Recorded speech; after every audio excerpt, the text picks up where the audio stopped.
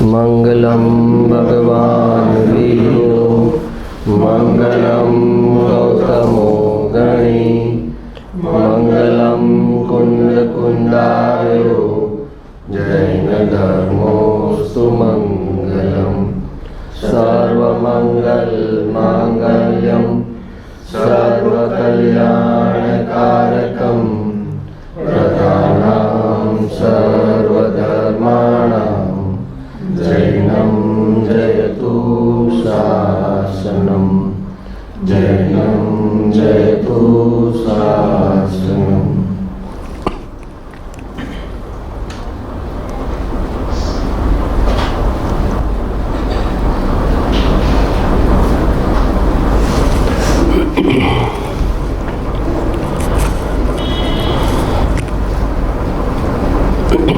પોતાનું સ્વરૂપ જે છે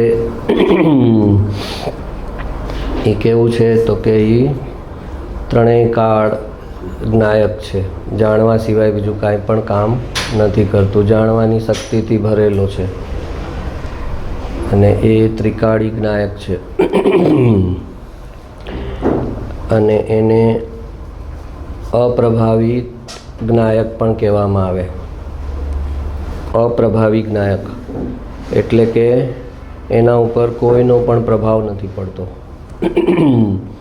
તો કોઈનો એટલે કોનો તો કે ચાર ગતિ, નરક ગતિ, દેવગતિ, મનુષ્ય, તિર્યંચ અને પાંચમી નિગોદ ગતિ, આ પાંચેય ગતિનો એના ઉપર કોઈ પણ પ્રકારનો પ્રભાવ નથી પડતો। એ અંદર એમને એમ જ ઇન્ટેક્ટ રહે છે, એની અંદર કોઈ પણ ચેન્જ નથી થતો, કાંઈ વધતું નથી, ઘટતું નથી। બહારની પર્યાયમાં નિગોદના જીવને અક્ષરમાં અનંતમાં ભાગ જેટલું જ્ઞાન બચે, પણ અંદર દ્રવ્યમાં કેવળ જ્ઞાનની જે શક્તિ છે એ એમની એમ છે। અગર એ ધ્રુવ દ્રવ્ય છે જે જ્ઞાયક છે એને જ જો કંઈ ઇફેક્ટ થઈ જતી હોત તો કોઈ મોક્ષે ન જઈ શકત,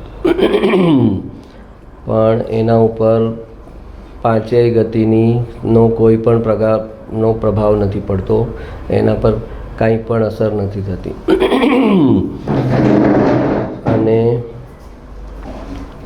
બીજું કે 8 કર્મ છે એની પણ એના પર કાંઈ પણ અસર નથી થતી। નિગોદના જીવને હાઈએસ્ટ લેવલના જ્ઞાનાવર્ણીય કર્મ છે, મૌનીય કર્મ છે, છતાં નિગોદનું જીવનું દ્રવ્ય એમનું એમ છે। અને સિદ્ધ ભગવાનને કોઈ પણ પ્રકારના કર્મ નથી બચ્યા તો પણ એમનું દ્રવ્ય જે છે એ જ છે। નિગોદમાં હતા સિદ્ધ ભગવાન ત્યારે જે એમનું દ્રવ્ય હતું એ જ સિદ્ધ શિલા પર જ દ્રવ્ય છે, એમાં કાંઈ પણ ફરક નથી થયો। પર્યાયમાં જ્ઞાન ઉઘડ્યું છે, કેવળ જ્ઞાન પર્યાયમાં છે ને નિગોદના જીવને એમાં ત્યાં આગળ એક ઇન્દ્રિય જેટલું જ્ઞાન બચ્યું છે, પણ એના જે જીવ સિદ્ધશિલા પર છે એનો જ નિગોદનો ભાવ તમે જુઓ તો ત્યારે જે દ્રવ્ય હતું એ જ અત્યારે સિદ્ધશિલા પર છે, એના પર કાંઈ પણ ફરક નથી પડતો। ગુરુદેવે આટલા વર્ષ 19 વર્ષ સમયસાર સમજાવ્યું તો એનું ધ્યેય એક જ હતું કે આ જે ત્રિકાળી દ્રવ્ય છે જે અનઅફેક્ટેડ, અપ્રભાવિત, એની દ્રષ્ટિ એની દ્રષ્ટિમાં આવી જાય। એ દ્રષ્ટિમાં આવવું જેટલું બુદ્ધિમાં આવી ગયું એટલું દ્રષ્ટિમાં નથી આવ્યું। બુદ્ધિથી તો સાંભળી લીધું હું ત્રિકાળી ધ્રુવ દ્રવ્ય છું, પણ એ ખરેખર એ દ્રષ્ટિમાં આવવું, એનું ભાવવાસન થવું, એ જેને ભાવવાસન થઈ ગયું એને ભાવ જ ન બચે। કેમ કે એ જે દ્રવ્ય છે એની દ્રષ્ટિ જે છે એ જ ભાવ નાશનું કારણ છે, ત્યાંથી જ ભાવ નાશ ચાલુ થયા। એ સિવાય તો પર્યાય દ્રષ્ટિથી ભાવ મલ્ટીપ્લાય જ થતા હતા, અનંતાનુબંધી કસાયમાં અનંત ભાવ વધી રહ્યા હતા, અને જેવી દ્રષ્ટિ દ્રવ્ય પર પડી તો 5 થી 15 ભાવની અંદર સીમિત થઈ ગયું। તો એવું એ ચમત્કારિક દ્રવ્ય છે, એની અંદર ભાવ નથી, ગતિ નથી, કર્મ નથી। પછી પર્યાયમાં ઉત્કૃષ્ટ શુભ ભાવ કર્યા, અથવા તો 7મી નરક જાય એવા ક્રૂર ભાવ કર્યા, અધમમાં અધમ 7મી નરકમાં લઈ જાય એવા ભાવ કર્યા, અથવા તીર્થંકર નામ કર્મ બને એવા ઉત્કૃષ્ટ શુભ ભાવ કર્યા। એ બંને પરિસ્થિતિમાં એ દ્રવ્ય ઉપર કાંઈ પણ ફરક પડતો નથી। અહીંયા આગળ તીર્થંકર નામ કર્મ બન્યું, ઉત્કૃષ્ટ પુણ્ય બન્યું તો એ તીર્થંકરનું દ્રવ્ય અને 7મી નરકનો એક જીવ છે એનું દ્રવ્ય, એ બંને સેમ છે। એમાં કંઈ પણ ફરક નથી. અને જ્યારે જે ગુરુદેવ કહેતા કે તું સિદ્ધ ભગવાન માને તારામાં, ફેર નહીં માને તો ફેર મટી જશે. સિદ્ધ ભગવાન માને તારામાં, ફેર જે છે એ પર્યાયમાં છે, પણ એ પર્યાયને ગૌણ કરી અને એમના દ્રવ્ય જેવું જ મારું દ્રવ્ય છે એમ તું ફેર મિટાવી દઈશ દ્રષ્ટિમાંથી, તો પછી તારી પર્યાયમાં જે ફેર છે એ પણ વયો જશે. તો આ દ્રવ્યની દ્રષ્ટિ શું છે? તો એને પહેલાં તો એને જો ગતિનો પ્રભાવ નથી પડતો, કર્મનો પ્રભાવ નથી પડતો. દ્રવ્ય કર્મ 8 પ્રકારના અને ભાવ કર્મ અનંત પ્રકારના કરે છે. 7મી નરકમાંય લઈ જાય, 9મી ગ્રેવેકમાંય લઈ જાય અને તીર્થંકર નામ કર્મ પણ બનાવે, અને છતાં એ દ્રવ્ય અનઅફેક્ટેડ છે. તો હવે એનો અર્થ શું છે? તો કે આપણે સોનાના દ્રષ્ટાંતથી સમજીએ કે તમારા કોઈ આગળ કંઈક રૂપિયા બાકી હતા, કે ભાઈ 5-10 લાખ બાકી છે, તો ઓલો કે પછી બહુ ફોલોઅપ કર્યું, પછી કે ભાઈ મારી આગળ રૂપિયા નથી પણ મારી આગળ સોનું પડ્યું છે, એ તું લઈ જા, સોનું તને આપી દઉં. તો ઓલા ભાઈ વાઈફને લઈને લેવા ગયા કે ભાઈ જોવા દો શું છે સોનું. તો બધું 7 પેઢી પુરાનું ડિઝાઇનનું સોનું ને ડિઝાઇન હતી. તો વાઈફ કે આ હું મને ન ચાલે, આ શું છે, આ બધું હું ન લઉં. ઓલો હસબન્ડ કે ચૂપ જે છે એ. તો કે હા બા 1 કિલો સોનું છે, લઈ જાઓ. તો કે હા બરાબર છે. હવે એ જે વાઈફે કીધું ને આ મને ન ચાલે એ મિથ્યા દ્રષ્ટિ, અને હસબન્ડને કીધું ને આ મને ચાલશે એ સમ્યક દ્રષ્ટિ. સમ્યક દ્રષ્ટિ ને મિથ્યા દ્રષ્ટિમાં આટલો ફરક કે સમ્યક દ્રષ્ટિ સોનું જુએ છે કે આને હું ગળાવી નાખીશ, કરીશ અને એને મારા ફોર્મમાં કરી લઈશ. આ દ્રવ્ય થોડી બગડ્યું છે, દ્રવ્યની જે પર્યાય છે એ બગડેલી છે. તો દ્રવ્યની પર્યાય બગડેલી છે, એનાથી દ્રવ્ય બગડી ગયું એમ માનવું અને એને રિજેક્ટ કરવું, એનું નામ પર્યાય દ્રષ્ટિ. અને પર્યાય બગડેલી હોવા છતાં કાંઈ નથી બગડ્યું. કોઈ આપણને ફ્રીમાં સોનું આપવાનું હોય અને એમ કે પણ જો હું પહેલાં છે ને એને ગટરમાં નાખીશ અને 1 કલાક એમાં ડૂબાડીશ અને પછી તમને આપીશ, ચાલશે ફ્રીમાં? તો ના પાડો. હવે ગટરમાં તો ગટરમાં બધું તું કાઢી કે હું જ કાઢી આપીશ, પણ ગટરવાળું હશે પાણીને લાગેલું, ચાલશે? તો કે હા ચાલશે.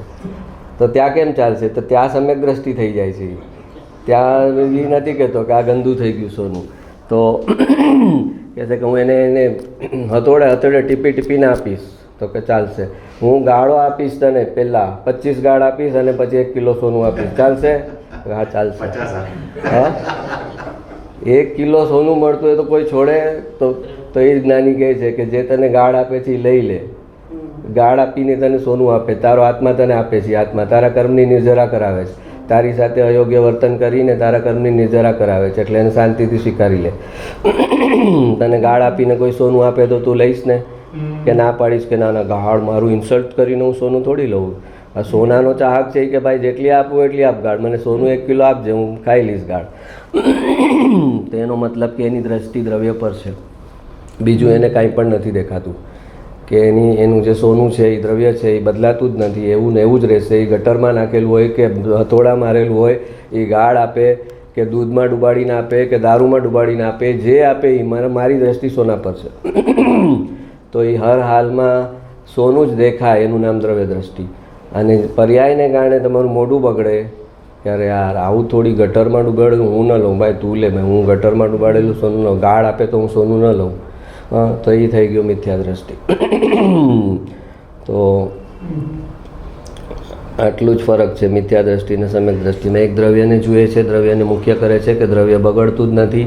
પર્યાયમાં ચાહે કાંઈ પણ થઈ ગયું, 7મી નરકના કસાય કર્યા કે 9મી ગ્રેવેકના શુભ ભાવ કર્યા કે તીર્થંકર નામ કર્મના શુભ ભાવ કર્યા, દ્રવ્ય એમનું એમ છે. તો બેય બાજુ તમને છે ને, શુભ ભાવમાં તમે છકી નથી જવાના અને અશુભ ઉદયમાં આવ્યો ત્યારે તમે ડિપ્રેશનમાં નથી આવવાના કે મારું દ્રષ્ટિ દ્રવ્ય પર છે ને હું એ દ્રવ્ય છું. તો મારે પર્યાયમાં જે પણ થાય છે એની સાથે કાંઈ પણ નિસ્બત નથી. તો આ ટકી રહેવું, આ એક જ ત્રિકાળિક નાયક ભાવમાં ટકી રહેવું એ પુરુષાર્થ છે. અને એ આખી જિંદગીનો પુરુષાર્થ લાગે છે કે એ પર્યાયથી એમાં કંઈ પણ પ્રકારનું હલચલ આપણી અંદર ન થાય, પર્યાયને જોઈને આપણા ભાવમાં ફરક ન આવે અને આપણી દ્રષ્ટિ દ્રવ્ય પરથી ખસકે નહીં, સ્લીપ ન થાય. તો પછી એ પર્યાયમાં બી જે કંઈ છે ડિસઓર્ડર એ ડિવાઇન ઓર્ડરમાં આવી જશે. દ્રવ્યને જોશે એની પર્યાયમાં ડિવાઇન ઓર્ડર ઓટોમેટિક આવી જશે. પર્યાયમાં જે રાખવા યોગ્ય નથી બધું નીકળી જશે. કસાઈ રાખવા યોગ્ય નથી, સ્વભાવ નથી, મૂળ તો એની મેળે નીકળી જશે. વિકાર એની મેળે નીકળી જશે. રાગ દ્વેષ એની મેળે નીકળી જશે. ભવ કરવાના ભાવ બધા એમને એમ નીકળી જશે. એની દ્રષ્ટિ ત્યાં ને ત્યાં ટકેલી રહે દ્રવ્ય ઉપર. અને એ કામ ગુરુદેવે 19 વર્ષ 25 વાર સમયસાર સમજાવીને કર્યું. એકનું એક શાસ્ત્ર સમયસાર આખાનો સાર શું? તો કે હું ત્રિકાળી જ્ઞાયક છું. 425 ગાથાનો સાર શું? તો કે તું ત્રિકાળી જ્ઞાયક છે. પછી એમાં ઊંડા જેટલા જવું હોય એટલું જા, પણ આજ તને ગળે ઉતરી જતું હોય તો તારે એટલા ઊંડા જવાની જરૂર નથી. શાસ્ત્રની ભાષા શાસ્ત્રની છે, એ જેનો ઉગાડ જેટલો એટલો જ હોય તો એમાં પડે. પણ તને સાદા શબ્દોમાં જો સમજાઈ જતું હોય, એનો ભાવ પકડાતો હોય તો એ શાસ્ત્રનો ક્ષયોપશમ જરૂરી નથી. આત્માનો અનુભવ કરવા માટે શાસ્ત્રનો ક્ષયોપશમ જરૂરી નથી. શાસ્ત્રનું જ્ઞાન એ જ્ઞાન નથી, અને શાસ્ત્રની ખબર ન હોય તો એ અજ્ઞાન નથી. અજ્ઞાન અને જ્ઞાન તો તારો સંબંધ અહીંયા આપણે એકવાર એમ બતાવ્યું ને કે આ દ્રવ્ય કર્મ, પછી આ નો કર્મ, પછી એના નિમિત્તે એના લક્ષ્ય થતા ભાવ કર્મ, અને અહીંયા એક સમયની નિર્મળ પર્યાય, અને આ તમારું ત્રિકાળી દ્રવ્ય. આ 4 વસ્તુ આવી ને. દ્રવ્ય કર્મ એને કારણે બહાર જે સંયોગ થાય એ નો કર્મ, પછી એને લક્ષીને તમે પ્રતિક્રિયા આપો એ ભાવ કર્મ, અને એને જાણનારી તમારી જ્ઞાનની પર્યાય, એક સમયની નિર્મળ પર્યાય. હવે આ આખાને આપણે 3 આંગળીમાં કન્વર્ટ કરી દઈએ તો બી થાય. તો કેવી રીતે? તો કે ઉત્પાદ, વ્યય અને ધ્રુવ. આ 4 જે હતું એ ઉત્પાદ વ્યયવાળું છે. દ્રવ્ય કર્મ, પછી નો કર્મ, ભાવ કર્મ અને એક સમયની પર્યાય. એ બધું જ શેમાં છે? ઉત્પાદ, વ્યય, ધ્રુવ. તો ભગવાન જે સમોસણમાં પહેલો 3 શબ્દ બોલે, ઉપનેવા, વિઘ્નેવા, ધુવેવા, એ 3 શબ્દ બોલે. ઉપનેવા એટલે ઉત્પાદ, વિઘ્નેવા એટલે વ્યય, અને ધુવેવા એટલે ધ્રુવ. અને પછી કહેશે ઉપનેવા અને વિઘ્નેવાને જોતો નહીં, અને ધુવેવામાં સ્થિર રહેજે. આને ભગવાન કહેશે મારું પ્રવચન પૂરું થઈ ગયું. જે સમજનાર છે એ સમજી ગયા, અને આટલું સાંભળીને 3 શબ્દ સાંભળીને સમ્યક દર્શન કરનારાને સમ્યક દર્શન થઈ જાય કે ઉત્પાદ વ્યય સામે નહીં જોતો, અને ધ્રુવમાંથી હટતો નહીં. ધ્રુવ છું એ પકડી રાખજે. ગમે એવા ઉત્પાદ વ્યય થાય, સારા થાય ખરાબ થાય, હું ધ્રુવ છું. આ જે પકડી રાખશે એની પર્યાય પણ ધ્રુવ થઈ જશે. એટલે કે એની પર્યાયમાં કેવળ જ્ઞાનને વિતરાગતા આવી જશે. રાગ દ્વેષને કારણે અપડાઉન થાય છે ને, તો કે એની વિતરાગતાની જેમ સેમ પર્યાય થઈ જશે. એ ધ્રુવને પકડી રાખશે તો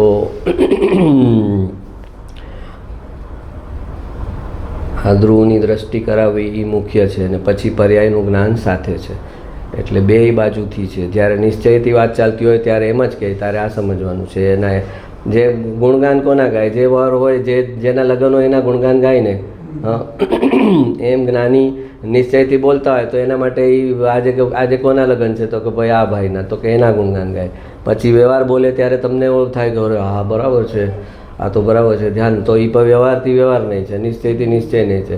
અને કોઈને કટ નથી કરતું, બેયના કોમ્પ્લિમેન્ટરી છે.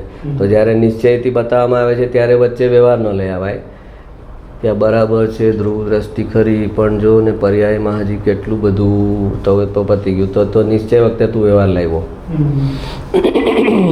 અને જ્યારે તને પર્યાયના દોષ બતાવતા હોય, ત્યારે રાગદ્વેષ બતાવતો હોય, કસાય બતાવતો હોય, ત્યારે કે પણ તમે કહેતા હતા ને હું ધ્રુવ છું, તો તું વ્યવહારની વાત ચાલે છે એમાં તું નિશ્ચય લાવ્યો. એટલે તને બેમાંથી કોઈનું પરિણમન નહીં થાય. ન નિશ્ચયનું થશે ન વ્યવહારનું થશે. જ્યારે નિશ્ચયની જે જ્ઞાની જે ફ્લોમાં જતા હોય એ જ ફ્લોમાં જે જઈ શકે, કે નિશ્ચય બોલે છે ત્યારે નિશ્ચયના ફ્લોમાં જાય, પછી વ્યવહારને ત્યારે વચ્ચે ન લાવે, અને વ્યવહાર બોલે છે ત્યારે વ્યવહારના ફ્લોમાં જાય. કેમ કે એ બંનેનું પર્પસ છે. વ્યવહારથી તું જ્યારે સાંભળે છે ત્યારે બી તારું જ્ઞાન મધ્યસ્થ થાય છે. જે ઝૂકેલું છે નિશ્ચય તરફ એ વ્યવહારમાં સાંભળે છે ત્યારે કે મારી પર્યાયના દોષ છે, મારે જ કાઢવાના છે, નહીં કાઢું તો મારે જ ભોગવવાનું છે. એ બધું બી સત્ય છે. પર્યાયના દોષ છે તો તારે તું પર્યાય નથી, તો કે 7મી નરકનો જીવ બી ભગવાન કહેશે હા તારી ક્યાં છે પર્યાય 7મી નરકની? તું તો ધ્રુવ છે. તો ત્યાં ખબર પડશે ધ્રુવ કેવી રીતે રહેશે 7મી નરકની યાતના વચ્ચે. તો વ્યવહાર બી સમજવો જરૂરી છે કે પર્યાયમાં જે હું ભૂલ કરીશ એની કિંમત મને જ આવવાની છે. અને સામે દ્રષ્ટિ એ પણ છે કે એ જે પણ ભૂલ કરું છું એનાથી મારું દ્રવ્ય ખરાબ નથી થયું. દ્રવ્ય ખરાબ નથી થયું, બસ એટલી વાત છે. અને તું જ્યારે દ્રવ્યનો આશ્રય કરીશ ત્યારે એ સમયથી તારી પર્યાય સુધરવા લાગશે, એ પણ એટલું સત્ય છે. તો આ બંને ચીજનું મિલન કરી લે, સમન્વય કરી લે, તો પછી એને મોક્ષ માર્ગમાં આગળ વધવામાં કોઈ પ્રોબ્લેમ ન થાય. પણ એક સાઈડથી જવા જાય અને એક સાઈડને પકડી રાખે કે આ મારામાં ક્યાં કંઈ છે, મારામાં ક્યાં દોષ છે, મારામાં ક્યાં ક્રોધમાન માયેલો મારામાં ક્યાં છે, તો હું પર્યાયમાં છે ને, હું તો પર્યાય તો મારામાં છે જ નહીં, એમ એકાંતે વાત કરે તો એ ભટકી જાય. જે કૃપાળુદેવ કીધું, નય નિશ્ચય એકાંતથી આમાં નથી કહેલ, એકાંતે વ્યવહાર નહીં બંને સાથ રહેલ. તો પહેલાં ધ્રુવની દ્રષ્ટિ મજબૂત એટલા માટે કરાવે કે અનાદિકાળથી એની દ્રષ્ટિ ઉત્પાદવ્ય ઉપર જ છે. મારી અંદર આમ થયું, મારી અંદર આમ થયું, મારી અંદર આમ થયું, મારી અંદર આમ થયું, એના પર જ એની દ્રષ્ટિ છે અનાદિકાળથી. તો એને જ્યારે એનો નિષેધ કરવો છે, ત્યાંથી પાછો વળવો છે, ત્યારે એને એમ કહે કે ના એ ઉત્પાદવ્ય પણ તારા જ છે, પણ તારે એના પર હમણાં જોવાનું નથી, તો એને થાય જ નહીં, એનું પોસિબલ જ ન થાય. એટલે એને ટોટલ ડિશોન કરાવે કે એ તારી વસ્તુ જ નથી, ત્યાં તારે જોવાનું જ નથી. ત્યારે એનું આ બાજુ ઝૂકેલું જે છે એ ઓલી બાજુ આવે. પણ પર્પઝ હેતુ તો મધ્યસ્થ કરવાનો છે કે એ પોતાના દોષને પણ જાણે, પર્યાયના દોષને પણ જાણે, અને નિર્દોષ જે દ્રવ્ય છે એને પણ જાણે. નિર્દોષ દ્રવ્યની શ્રદ્ધા ન છોડે અને જે પર્યાયના દોષ છે એનું જ્ઞાન ન છોડે. બંને ચીજ સાથે સાથે ચાલે. પર્યાયના દોષનું જ્ઞાન ચાલે અને નિર્દોષ દ્રવ્યની શ્રદ્ધા ચાલે. આ બંને એક સાથે ચાલે. અગર એક સાથે ન ચાલે તો પછી કોઈ બી ભાસમાં પડી ગયો, નિશ્ચયાભાસ કે વ્યવહારાભાસમાં, અને પછી કેટલુંય કરીને મરી જશે પણ એ નહીં પહોંચે. આ માર્ગમાં આવી ગયા પછી એ ભટકી જશે. જેમ ઓલામ કીધું ટોકરા વગાડીને નહીં પહોંચે, તો આવી રીતે ટોકરા વગાડીને તો આવી રીતે એક એંગલથી એક નહીંથી પકડી લઈશ તો પણ નહીં પહોંચે. કોઈ ક્રિયા જડ થઈ રહ્યા, શુષ્ક જ્ઞાનમાં કોઈ, માને માર્ગ મોક્ષનો કરુણા ઉપજે જોઈ. એ ત્યાં બી એમણે બે એક્સ્ટ્રીમિટી બતાવી. કોઈ ક્રિયા જડ થઈ રહ્યા એટલે વ્યવહારવાળા, ક્રિયા કરીને જડ થઈ ગયા, પોતે જડ, ક્રિયા જડ થઈ ગયા, જડ ક્રિયા કરીને પોતે જડ થઈ ગયા. કોઈ ક્રિયા જડ થઈ રહ્યા, શુષ્ક જ્ઞાનમાં કોઈ, અને બીજા શાસ્ત્રનું જ્ઞાન લીધું અને શુષ્કતા સાથે ભાવ એમાં હતો, એ ભાવ પકડ્યો નહીં. અને આ જો ભાવ એ પકડે, જ્ઞાનમાં જે ભાવ છે એ પકડે, તો એ જે જ્ઞાન જેના નિમિત્તે મળ્યું છે એના પ્રત્યે પણ ભાવ આવે. પણ એ જ્ઞાનને ભાવથી નથી પકડતો, પણ બુદ્ધિથી પકડે છે. તો બુદ્ધિથી પકડે છે તો એને પછી એમ લાગે કે પ્રશસ્ત રાગ તો મારો દુશ્મન છે, આ તો મને આત્મામાંથી ચલિત કરે છે, આ તો મને ભટકાવી દેશે. તો અશુભ રાગ આટલા બધા પાડીને બેઠો છે, એ એને નહીં ભટકાવે, અને પ્રશસ્ત રાગ કરશે તો ભટકી જશે. તો એટલું બારીક એનું સંતુલન છે કે આમ ન ઝૂકી શકાય ને આમ ઝૂકે. મોક્ષની ગલી સાંકડી છે કીધું ને હમણાં કૃપાળુદેવે, કે અતિશય સાંકડી છે મોક્ષની ગલી. ભાઈ તું આમ તેમ લટાર મારવા જઈશ ને તો ભટકી જઈશ ક્યાંનો ક્યાં. એકદમ પિન પોઈન્ટ માર્ગથી ચાલવું પડે છે, અને એ પિન પોઈન્ટ માર્ગની સૂઝ અને સમજણ કોઈક એક ભોગ નાની પાસે રહ્યો હોય તો એને એ પિન પોઈન્ટ ખબર હોય એક્ઝેક્ટ, ક્યાંથી રાઈટ લેવાનું છે, ક્યાંથી લેફ્ટ લેવાનું છે, કયા ઉદયમાં કઈ પ્રતિક્રિયા આપવાની છે, કઈ નથી આપવાની, એ એક્ઝેક્ટ એને ખબર પડે. એ અંતર સૂઝ હોય તો. બાકી લાખ શાસ્ત્રનું જ્ઞાન હોય, ઉદય આવે એ નવા બનાવી જ લે. બધી જાણકારી બધું જ્ઞાન એનું સાઈડમાં થઈ જાય ને નવા કર્મ બનાવી લે. જે કૃપાળુદેવ કહેતા હતા છૂટવાની જગાએ બંધાય છે. કૃપાળુદેવને ગાળો આપીને ગયા હતા ને એક ભાઈ, ક્યાં તમે મોપતિ નથી બાંધતા, આટલું નથી ખબર કે મોપતિ બાંધ્યા વગર પ્રવચન ન પાય, આટલી હિંસા થાય, હવાના જીવ આટલા મરી જાય, આટલી ખબર નથી પડતી તમને? અને એમ કરીને ઊભા થઈને વયા ગયા હતા. હવે કૃપાળુદેવ ગૃહસ્થ છે, એને મોપતિનો રૂલ લાગુ ન પડે. મુનિ હોય છઠ્ઠા સાતમા ગુણસ્થાનના તો એને મોપતિ કે બોલવામાં લાગુ પડે, એને આને ન લાગુ પડે. તો આ કાંઈ પણ કોઈ જગાનું ક્યાં બેસાડી દીધું ને પછી ગુસ્સામાં વયા ગયા. એટલે હવે એમણે કીધું કે આ છૂટવાની જે જગા હતી ત્યાં બંધાઈને જાય છે, હવે આને કોણ છોડાવશે? બધી બીમારીનો ઈલાજ ડૉક્ટર આગળ હોય, ડૉક્ટર પાસે જઈને જ બીમાર થાય તો શું કરે ડૉક્ટર? ડૉક્ટરથી ઊંધો ચાલે તો એની બીમારી વધતી જાય. તો વારંવાર એક જ વાત આવે છે કે ભાઈ તું ધ્રુવ છો, પણ એને સમજવાનું છે.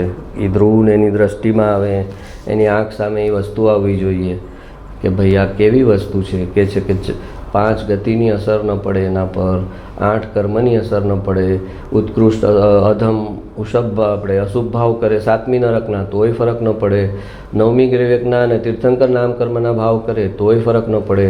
તો આવું કયું દ્રવ્ય છે અને કેવું છે? નહીં પાછું મારી અંદર છે, નહીં હું છું એમ એને આવે ત્યારે એનું જે કર્મ જે છે આખી આ કારમણ શરીર છે એને ધક્કો પડે અંદર મોહનીય કર્મને. જ્યારે ધ્રુવની દ્રષ્ટિ કરે તો એને મેજર બ્રેક પડે. ઓલી સુરંગ મૂકે ને પહાડની નીચે તો કેમ ફાટે, એમ જ્યારે હું ધ્રુવ છું એમ એના ભાવ વસનમાં આવે એટલે એના કર્મના પહાડ નીચે સુરંગો ફૂટવા લાગે અને એ ડિસ્ટ્રોય થવા લાગે. એટલે આપણે ગટરવાળું સોનું તો લેવાના, એ તો બરાબર છે. એટલે એ અર્થમાં તો બધા સમ્યક દ્રષ્ટિ છે.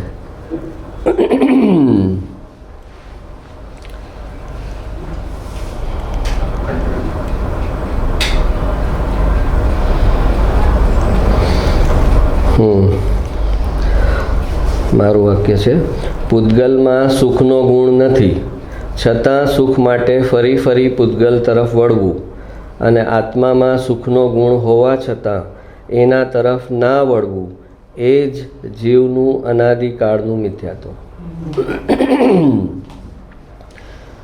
ખબર છે કે પૂતગલમાં આપણે હમણાં શીખવાડ્યું ને આ છોકરાઓને નાના કે સ્પર્શ, રસ, ગંધ, વર્ણ અને ક્રિયાવતી શક્તિ, એમાં સુખ આવ્યું કાંઈ?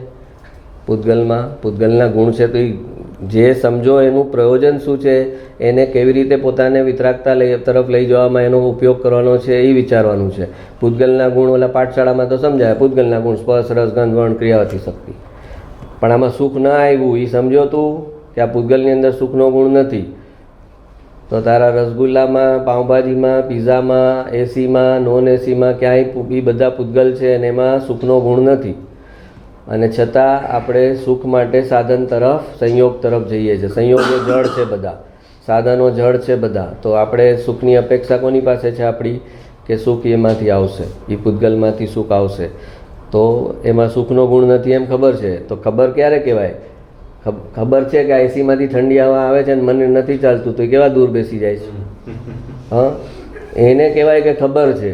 આ બેસે એની નીચે ને કે હા મને ખબર છે એસીમાંથી ઠંડી હવા આવે છે, પછી મને તાવ ચડે, પછી મને રાતે ધ્રુજારી થાય છે, બધું ખબર છે, અને એસી નીચે બેસે, એને ખબર છે એમ કહેવાય? તો કે છે પૂતગલમાં સુખનો ગુણ નથી, તો એનો મતલબ સુખ માટે પૂતગલ તરફ એનું જવાનું એટ્રેક્શન ઓછું થવું જોઈએ, ડે બાય ડે એ ઘટવું જોઈએ, કંઈથી મન નહીં મળે.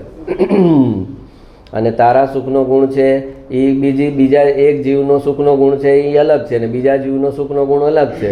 તો બે ચીજને કવર કરવાની છે કે પૂતગલમાંથી એ સુખ નહીં મળે અને બીજા જીવ પાસથી એ સુખ નહીં મળે.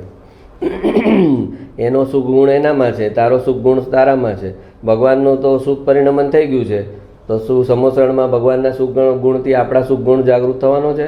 ભગવાન સામે જોવાથી જાગૃત થશે? નહીં થાય. ભગવાન જ કહે છે કે ભાઈ મારી સામે જોઈશ તો તારો સુખ ગુણ જાગૃત નહીં થાય. હું તો સુખી થઈ ગયો છું, પણ હું કેમ થયો છું સુખી?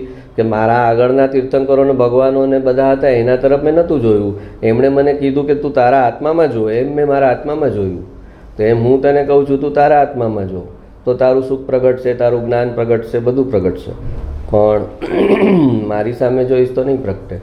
તો એવી રીતે બીજા જીવમાંથી એ સુખ નથી મળવાનું, અને જે જળ વસ્તુ છે એમાં તો સુખનો ગુણ જ નથી, એમાંથી એ નથી મળવાનું, છતાં એના તરફ જવું, એનું નામ મિથ્યાત્વ.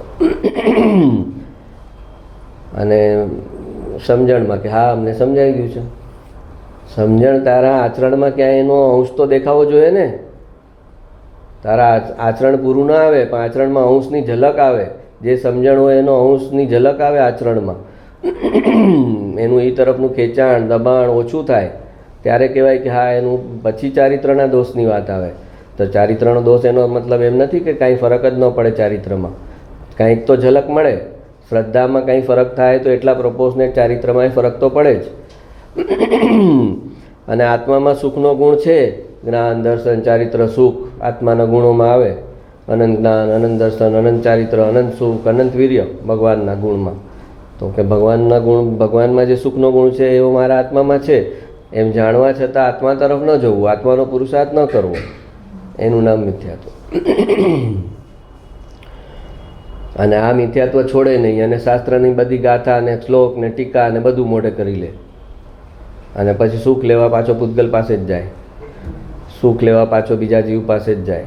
તો પછી શાસ્ત્રનું જ્ઞાન શું કામનું? શાસ્ત્રનું જેટલું જ્ઞાન છે એ તને વિતરાગતા તરફ લઈ જનાર છે. એ પૂતગલ બતાવે છે કે આમાં સ્પર્શ રસ ગંધ વર્ણ ક્રિયા એટલા માટે બતાવે છે કે તારી પૂતગલની આસક્તિ ઘટી જાય તો તે સાચું જ્ઞાન કર્યું કહેવાય પૂતગલનું.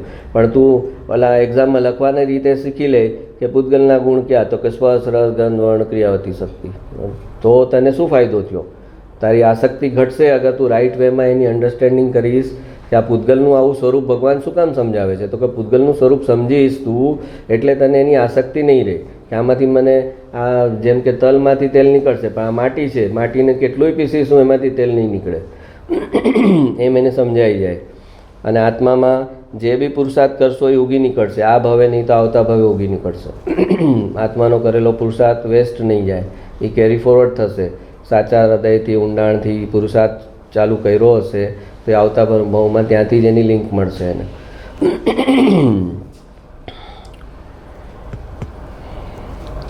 દ્રષ્ટિના નિધાન ગુરુદેવશ્રી. અરે ભાઈ, તારા જેવું કોઈ ધનાઢ્ય નથી. તારી અંદરમાં પરમાત્મા બિરાજે છે, એથી વિશેષ ધનાઢ્યપણું શું હોઈ શકે? પરમાત્મા બિરાજે છે એટલે પરમાત્મા થવાની શક્તિ તારી અંદર બિરાજે છે, સિદ્ધ શિલા પર જવાની શક્તિ તારી અંદર પડેલી છે. તો તારાથી વધારે ધનાઢ્ય બીજું કોણ? આવું પરમાત્માપણું સાંભળતા એને અંદરથી ઉલ્લાસ ઉછળવો જોઈએ. જો મારા આત્માએ કેટલાય ભવ કર્યા હશે, ભૂતકાળમાં અનંત ભવ કર્યા. હા, 1 કરોડા સાગરો પમનું ભવ બ્રહ્માંડમાં આવી સ્વામીએ કર્યું મરીચીથી લઈને, અને છતાં એમનો જે આત્મા હતો, જે મહાવીર સ્વામી થયા ત્યારે જે આ ધ્રુવ દ્રવ્ય હતું એ ધ્રુવ દ્રવ્ય ઓલા પરિભ્રમણ કર્યું ત્યારે હતું.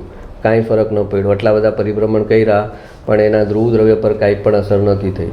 એ અસર નથી થતી એટલે એનો આશ્રય લઈ શકાય છે. એ પણ એના પર અસર થઈ જતી હોત તો તમે આશ્રય કોનો લેત? પર્યાય તો બગડેલી જ છે અને દ્રવ્ય પણ બગડેલું હોય તો કોઈ મોક્ષે જ ન જાય. પણ જેટલી એ બગડેલી પર્યાય હોય એ જ સમયે આપણે કીધું ને ધ્રુવના પાલાને ટચ કરે એટલે ગમે એવા કર્મ હોય પણ એ હંમેશા પર્યાયના પાલાને જ ટચ કરે છે. ધ્રુવના પાલાને ટચ નથી કરતો. પર્યાય સારી હોય તો એને ગમે છે કે આમ રહે તો સારું, અને ખરાબ હોય તો એને થાય છે આ જાય તો સારું. આ બે જ ચીજ એના અનુકૂળ સંયોગમાં રાગ અને પ્રતિકૂળ સંયોગમાં દ્વેષ, આ રમત એ બંધ જ નથી કરી શકતો. એને કહેવાય પર્યાયના પાલાને ટચ કરે છે. અને ધ્રુવ દ્રવ્યના પાલાને ટચ કરશે તો એને પર્યાયમાં જે આત્માનું સુખ છે, જ્ઞાન છે, એ અંદરથી આવવાનું છે, અંદરથી નિરાકુરતા આવવાની છે. અને એટલે પછી એને બહારની બધી ભીખ બંધ થઈ જશે, એના ભિખારી વેળા બંધ થઈ જશે. બહાર જાઉં અને જ્ઞાન બહારથી લઉં, સુખ બહારથી લઉં, એ બધી ભીખ છે. એ બધી ભીખ બંધ થઈ જશે. અરે ભાઈ, તારા જેવું કોઈ ધનાઢ્ય નથી. તારી અંદરમાં પરમાત્મા બિરાજે છે, એથી વિશેષ ધનાઢ્યપણું શું હોઈ શકે?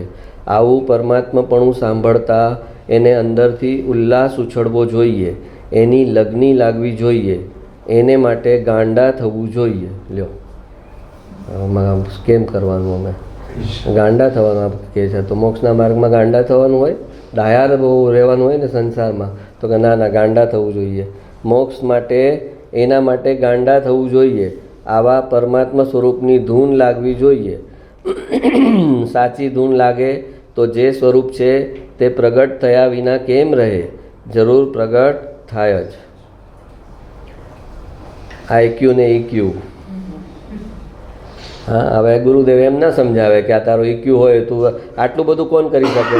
અહીંયા જે વર્ણન કર્યું કે તારે ઉલ્લાસ ઉછળવો જોઈએ, લગ્ની લાગવી જોઈએ, ગાંડા થવું જોઈએ, ધૂન લાગવી જોઈએ, આ બધાનો અર્થ આ શું કહેવાય આપણી ભાષામાં કે ભાઈ એનો ઈક્યુ હાઈ હોય તો જ થઈ શકે. આ એવરેજ ઈક્યુવાળો, લો ઈક્યુવાળો, બુદ્ધિથી જીવનારો એ ન કરી શકે.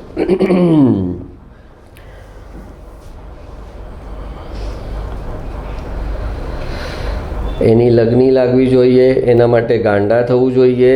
આવા પરમાત્મા સ્વરૂપની ધૂન લાગવી જોઈએ. સાચી ધૂન લાગે તો જે સ્વરૂપ છે તે પ્રગટ થયા વિના કેમ રહે?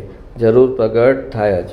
તો એને એની પોતાની ભાવદશામાં જે આ ગરીબી છે એના પર એનું ધ્યાન નથી જતું, પણ ક્ષયોપશમ મારો વધારી દઉં તો મારું મેં કંઈક મોક્ષના માર્ગમાં આગળ વહી દઉં એમ એને છે કે ક્ષયોપશમ વધારી આ થઈ જાય મારો, બધા અઘરા શબ્દો અઘરા વાક્યો શાસ્ત્રની ભાષા બોલતો થઈ જાઉં, સમજાવતો થઈ જાઉં, તો હું કહેવાઉં કે મેં કંઈક તો એમ તો કંઈક મારા વર્ષો વેસ્ટ નથી ગયા ભાઈ.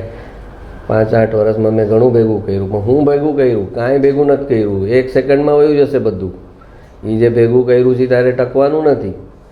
એ ક્ષયોપશમ તારો આવતા ભાવમાં પૂરો થઈ જવાનો છે, સમાધિ મરણ થવાનું નથી ને એ કેરી ફોરવર્ડ થવાનું નથી, પરિણતિ બની નથી. અને બુદ્ધિ જે છે એનાથી તું સમજે છે તો બુદ્ધિ તો આ ભાવ સાથે પૂરી થઈ જશે.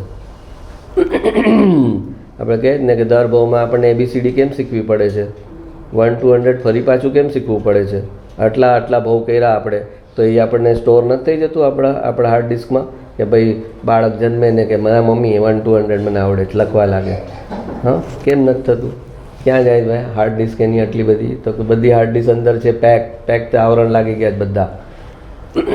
નાસાનો સાયન્ટિસ્ટ રહ્યો હોય અને આવતા નવો ભાવ લે તો એને 1 to 100 પાછા જ શીખવા પડે, ABCD શીખવી પડે પાછી. તો કેમ કે પરિણતિ નથી બનતી. પરિણતિ કેરી ફોરવર્ડ થાય, ક્ષયોપશમ કેરી ફોરવર્ડ ન થાય.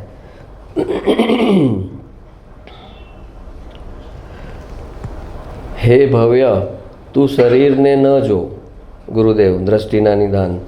હે ભવ્ય, તું શરીરને ન જો, રાગને ન જો, એક સમયની પર્યાયને ન જો. તારી પાસે તારો પૂર્ણાનંદ પ્રભુ પડ્યો છે તેને જો. ફરીને જે વિતરાગવાણી છે એ તમને કઈ દ્રષ્ટિ કરાવશે? જુદા જુદા શબ્દો. હવે અહીંયા કહેશે પૂર્ણાનંદનો પ્રભુ પડ્યો છે, ધ્રુવ દ્રવ્ય, ત્રિકાળી જ્ઞાયક, પરમ પારિણામિક ભાવ, અખંડ દ્રવ્ય, બધું પણ છેલ્લે એ ક્યાં લઈ આવે તમને? એક જ વસ્તુ તરફ લઈ આવે. ભલે એ જુદી જુદી ભાષા છે એટલે એ બોર્ડમ ન થાય અને એનો ઉપયોગ ટકી રહે એટલા માટે એ જુદી જુદી ભાષા છે. પણ એ જુદી જુદી ભાષાનો સાર તો એ તારે દ્રવ્ય પર જવા માટે જ છે. હે ભવ્ય, તું શરીરને ન જો. આપણે કીધું ને અપ્રભાવિત છે જ્ઞાયક, પ્રભાવ ન પડે એટલે શરીરનો એના પર કોઈ પ્રભાવ નથી પડતો. એટલે તારું શરીર જેવું હોય એવું, બીમાર હોય, સ્વસ્થ હોય, કદરૂપું હોય, રૂપાળું હોય, શરીરને ન જો. એનાથી તારા આત્મા પર કાંઈ ફરક પડ્યો નથી એમ કહેવાનો અર્થ છે. રાગને ન જો. તારા અંદર જે પરિણામ થાય છે, રાગદ્વેષ થાય છે, કસાય થાય છે, એના પર દ્રષ્ટિ ન કર કે મને તો આવા થાય છે તો મારું દ્રવ્ય થોડી આવું હશે સિદ્ધ ભગવાન જેવું. તો કે તારા રાગને ન જો. તારા રાગથી તારા આત્મા ઉપર કાંઈ પણ ફરક પડ્યો નથી. તારો આત્મા એમનો એમ જ છે. તું જે સમયે પર્યાયમાં સ્વીકારે કે મારો આત્મા તો એમને એમ જ છે, એ સમયે જવાબ આપશે. એ તો વસ્તુ તો એમની એમ જ છે. હા, તો હવે પ્રોબ્લેમ ક્યાં છે? તો કે એ વસ્તુ એના માટે અસ્તિત્વમાં ક્યારે આવે? કે જ્યારે એ વસ્તુને સ્વીકારે. જે પર્યાય જ્યારે વસ્તુને સ્વીકારે છે ત્યારે પછી વસ્તુ જવાબ આપે છે. પર્યાય વસ્તુને સ્વીકારતી નથી એટલે વસ્તુ જવાબ આપતી નથી.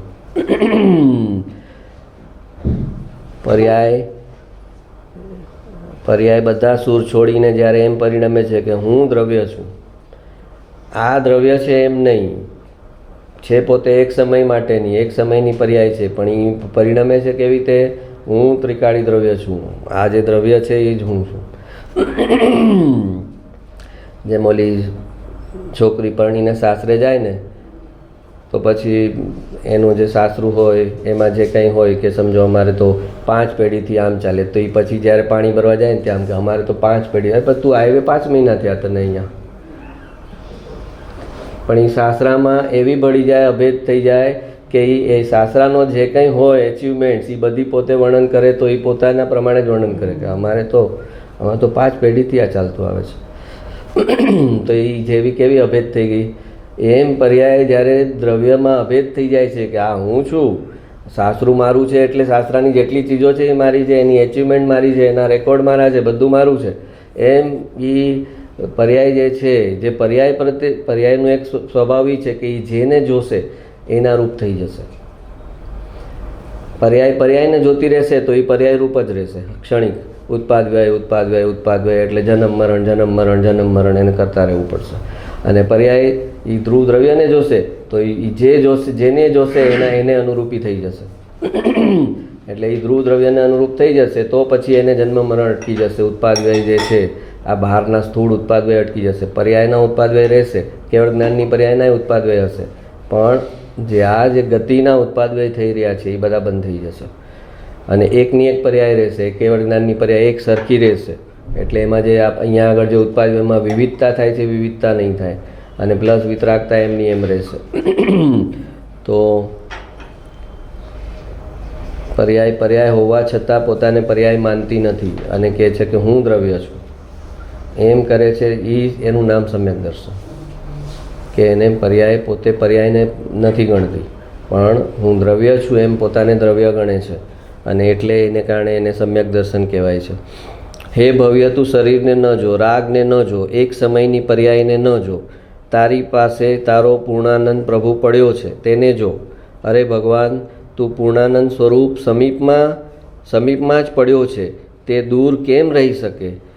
એમ દિગંબર સંતોની વાણી માર ફાડ કરતી, ઝબકારા કરતી આવે છે કે તારી સમીપ પૂર્ણાનંદ પ્રભુ પડ્યો છે, તેને તું આજે જ દેખ, આજે જ સ્વીકાર કર અને હા પાડ. હા પાડતા હાલત થઈ જાય તેવો તું પૂર્ણાનંદ નાથ છો. કહેશે કે હા પાડ, ખાલી અમે કહીએ છીએ એમાં હા પાડ. પર્યાયની તારે અલ્પજ્ઞતા છે એટલે કે તને પર્યાયમાં પૂરું જ્ઞાન નથી તો કે અલ્પજ્ઞતા પર દ્રષ્ટિ નહીં કર. પર્યાયમાં રાગ દ્વેષ વિકાર મિથ્યાત્વ છે તો કે એની દ્રષ્ટિ નહીં કર. આ બધાને છોડીને જે દ્રવ્ય છે એની દ્રષ્ટિ કર અને એ દ્રષ્ટિ થઈ શકે છે. એ દ્રષ્ટિ ન થઈ શકતી હોત તો કોઈને સમ્યક દર્શન ન થાત. મિથ્યાત્વ દશામાં જ એ દ્રષ્ટિ થાય છે ને. એક સમય પહેલાં મિથ્યાત્વ હોય છે અને એના નેક્સ્ટ સમયમાં એ દ્રવ્યની દ્રષ્ટિ કરીને સમ્યક દર્શન કરી લે છે. તો થઈ શકે છે. તો કે છે હા પાડ, તારા હા પાડવાની વાર છે, તારા સ્વીકારની વાર છે. સ્વીકાર તારો નથી પર્યાયમાં, એને કારણે તારું દ્રવ્ય તને જવાબ નથી આપતું. એના ગુણો બધા ઓફ થઈ ગયા છે, એઝ ગુડ એઝ ડેડ થઈ ગયા છે, અનંત ગુણો છે. તો કેમ કાંઈ જવાબ નથી આપતું કોઈ? તો કે તું સ્વીકાર્યા તે ભાવપૂર્વક કે મારી અંદર આ ચીજ છે, તો પછી તારી બધી જ ચીજ બદલાઈ જવી જોઈએ ને. તમે કહો કે હું મુકેશ અંબાણી છું, મારી આગળ કરોડો રૂપિયા છે, તો પછી તું કટોરો લઈને નીકળે છે કેમ બહાર? તારા આચરણમાં સુખ લેવા બહાર જાય, જ્ઞાન લેવા બહાર જાય, બધું બહાર તારું તો બધું જ બહાર પર જ છે. તો તું કે મારી આગળ અબજો રૂપિયા છે તો તારા આચરણમાં દેખાવું જોઈએ ને કે ભાઈ મારા પાસે અબજો રૂપિયા છે, મારી પાસે આવશો લોકો, મારે કોઈ પાસે નથી જવાનું. તો કે એ જેવો સ્વીકાર થાય, દ્રવ્ય તો વસ્તુ તો અનાદિકાળની એમને વચ્ચે, એમાં કંઈ ફરક પડતો નથી. પર્યાયને સ્વીકારે તો પણ ફરક નથી પડતો અને પર્યાયને ન સ્વીકારે તો પણ ફરક નથી પડતો. વસ્તુમાં કાંઈ ફરક પડતો નથી. વસ્તુ તો જેમ છે એમ જ રહે છે, ચાહે તમે સ્વીકારો ચાહે તમે ન સ્વીકારો. એનાથી ન સ્વીકારો એ મિથ્યાત્વ, તો મિથ્યાત્વ વખતે વસ્તુ એની જ છે, એમની એમ જ છે. અને સ્વીકારો અને સમ્યક દર્શન કરો તો પણ વસ્તુ એમની એમ જ છે. વસ્તુમાં કાંઈ ફરક નથી પડતો. પર્યાયમાં જે પડ્યો કે સ્વીકાર કર્યો અને સમ્યક દર્શન અને અસ્વીકાર કર્યો મિથ્યાત્વ, એ જે ફરક છે એ પર્યાયમાં છે અને એ પર્યાયથી હું અપ્રભાવિત છું. જે એમ ગણી શકે કે મિથ્યાત્વ પણ મારામાં નથી, હું મિથ્યાત્વથી અપ્રભાવિત છું, ત્યારે એ સમયે સમ્યક દર્શન થાય કે મિથ્યાત્વની પણ મારા દ્રવ્ય પર અસર નથી ને મારી દ્રષ્ટિ મારા દ્રવ્ય પર છે ને એ હું છું. અને એ મિથ્યાત્વએ પણ એ દ્રવ્યને કોઈ રીતે ખરાબ કર્યું નથી અને એ હું છું. તો એ સમયે દ્રષ્ટિ જ્યારે દ્રવ્ય પર ગઈ ત્યારે મિથ્યાત્વ ક્યાં રહ્યું? દ્રષ્ટિ દ્રવ્ય પર નથી એ જ મિથ્યાત્વ છે. દ્રષ્ટિ દ્રવ્ય પર નથી એ જ મિથ્યાત્વ છે.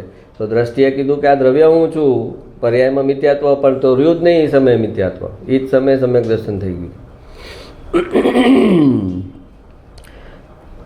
જો શું કહે છે, દિગંબર સંતોની વાણી માર ફાડ કરતી. બોલો ગુરુદેવ શું કહે? આપણે કહીએ ને આ માણસ માર ફાડ છે, તો કે દિગંબર સંતોની વાણી આવી માર ફાડ છે. સાતમી નરકના જીવને કે ચાલ આ બધું મૂકી દે, તું હું નરકનો છું ને આ ને તે, તારું દ્રવ્ય જો, સાતમી નરકના સંયોગ ભૂલી જા. તે જે કંઈ કર્યું હોય પૂર્વમાં કર્યું હશે, અમારે એની હાર કાંઈ નિસ્બત નથી. તારું દ્રવ્ય એમને એમ છે ને અમને એમને એમ દેખાય છે. તે ભૂતકાળમાં શું કર્યું, ભવિષ્યમાં શું કરીશ, વર્તમાનમાં શું કરે છે, એ પર્યાય પર અમારી દ્રષ્ટિ નથી. તું દ્રવ્ય અમે જોઈએ છે ને તું દ્રવ્યને જો. એનું ના એ દિગંબર સંતોની એટલે એ કહે છે માર ફાડ વાણી છે. સામે કોઈ બી હોય, ચક્રવર્તી હોય તોય કે તું ધ્રુવ દ્રવ્ય છો, અને ઓલો ભિખારી શું તોય રસ્તા પર તોય કે તું ધ્રુવ દ્રવ્ય છો. અમારા માટે બે સેમ છે, કાંઈ ફરક નથી. અને એ તું તને સ્વીકારે તો તને ફરક પડશે. અમે તો તને સ્વીકારીએ જ છીએ. એ કે દિગંબર સંતો એમ કહે છે અમે તો તને સ્વીકારીએ જ છે કે તું ભગવાન છો. તું તને સ્વીકારે તો ત્યારથી તારી યાત્રા ચાલુ થશે. હા પાડતા હાલત થઈ જાય તેવો તું પૂર્ણાનંદનો નાથ છે. કે હા પૈડી તારી પર્યાયમાં ખાલી હા પૈડી અને તારી હાલત એવી થઈ જશે. હાલત એટલે ભગવાન જેવા છે એવો તું થઈ જઈશ. આપણે નોર્મલ એમાં કે હાલત થઈ જશે એમ વાત નથી. આ હાલત એટલે ભગવાનની જે દશા છે એ તારી દશા થઈ જશે હા પાડવાથી.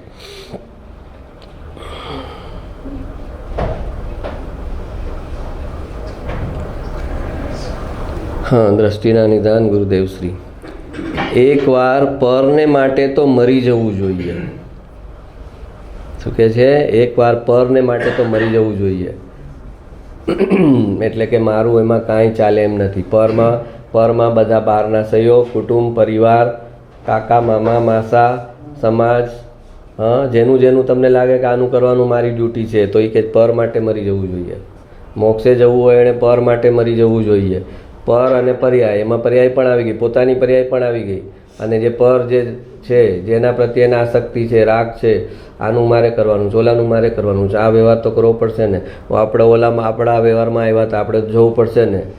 અરે ભાઈ બધા હિસાબ પૂરા થઈ જાય. મેં કીધું ને 96,000 રાણીને છોડે તો કે આ બધી રાણી મારા પ્રેમમાં હતી, મારા માટે કેટલું કેટલું કર્યું હતું, હવે એને કેવી એક એકને સમજાવીને છોડું તો ક્યારે વારો આવે? 96,000 ક્યારે પતે? એકને મનાવે તો બીજી રૂસાય, બીજી રૂસાય ત્યાં ત્રીજી રૂસાય, તો એમાં આરો ક્યારે આવે?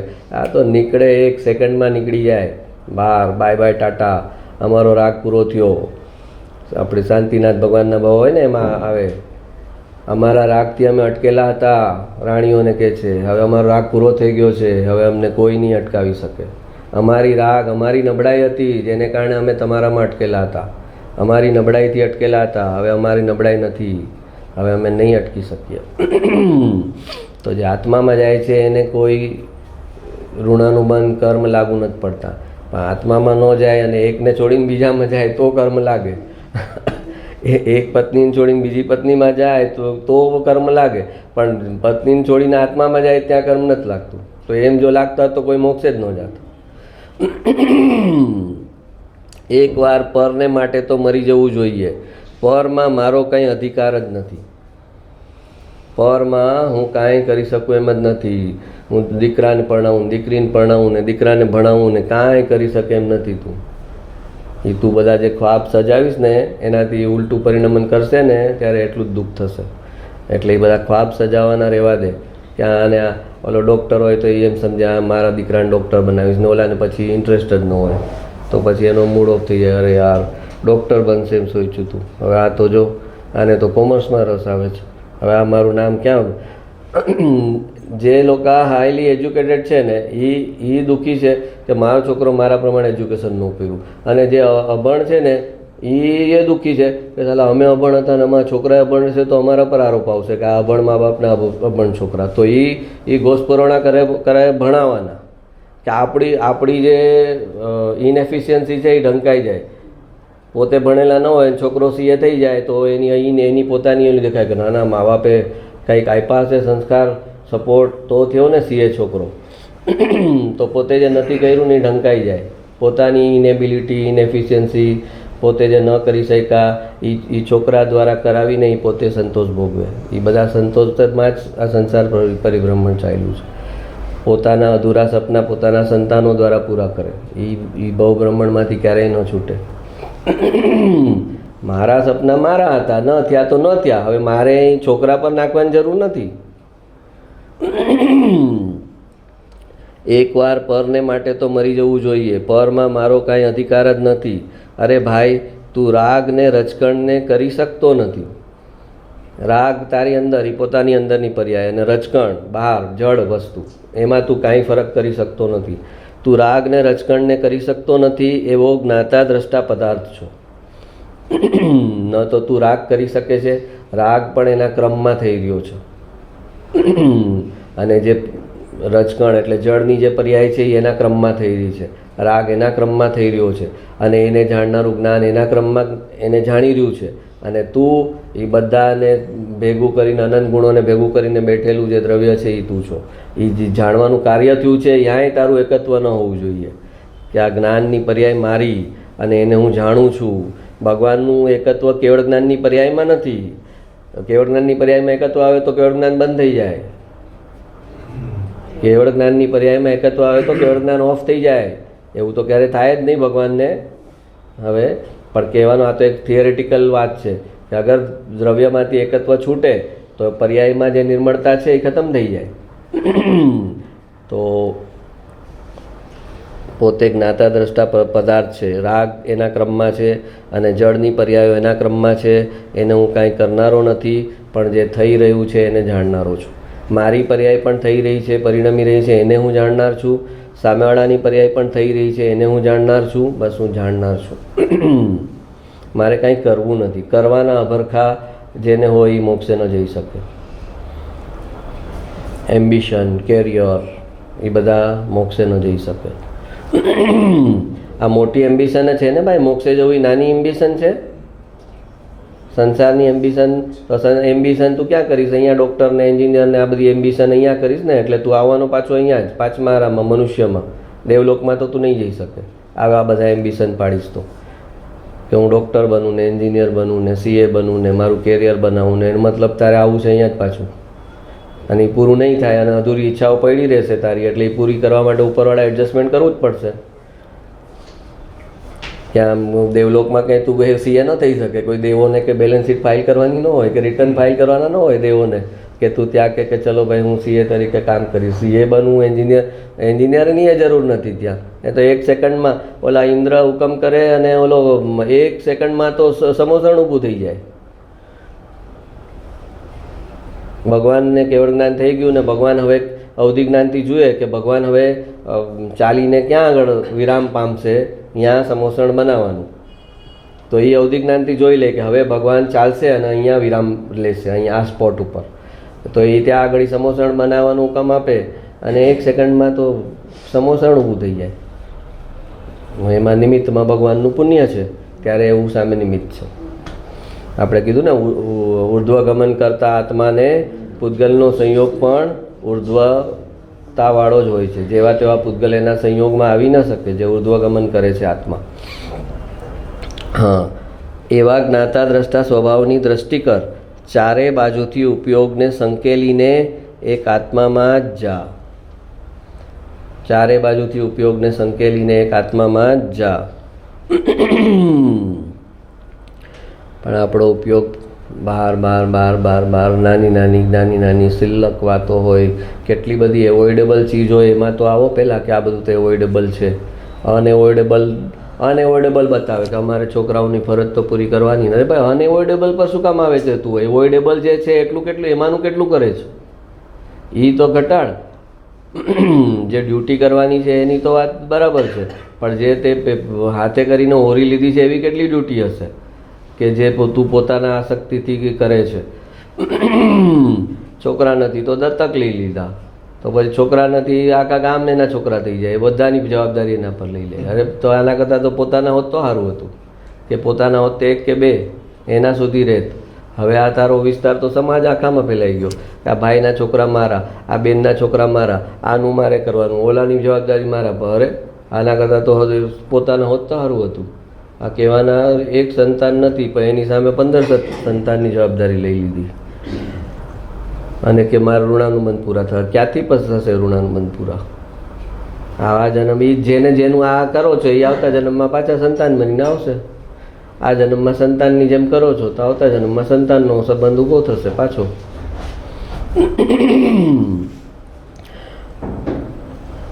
ચારે બાજુથી ઉપયોગને સંકેલીને આત્મામાં જા.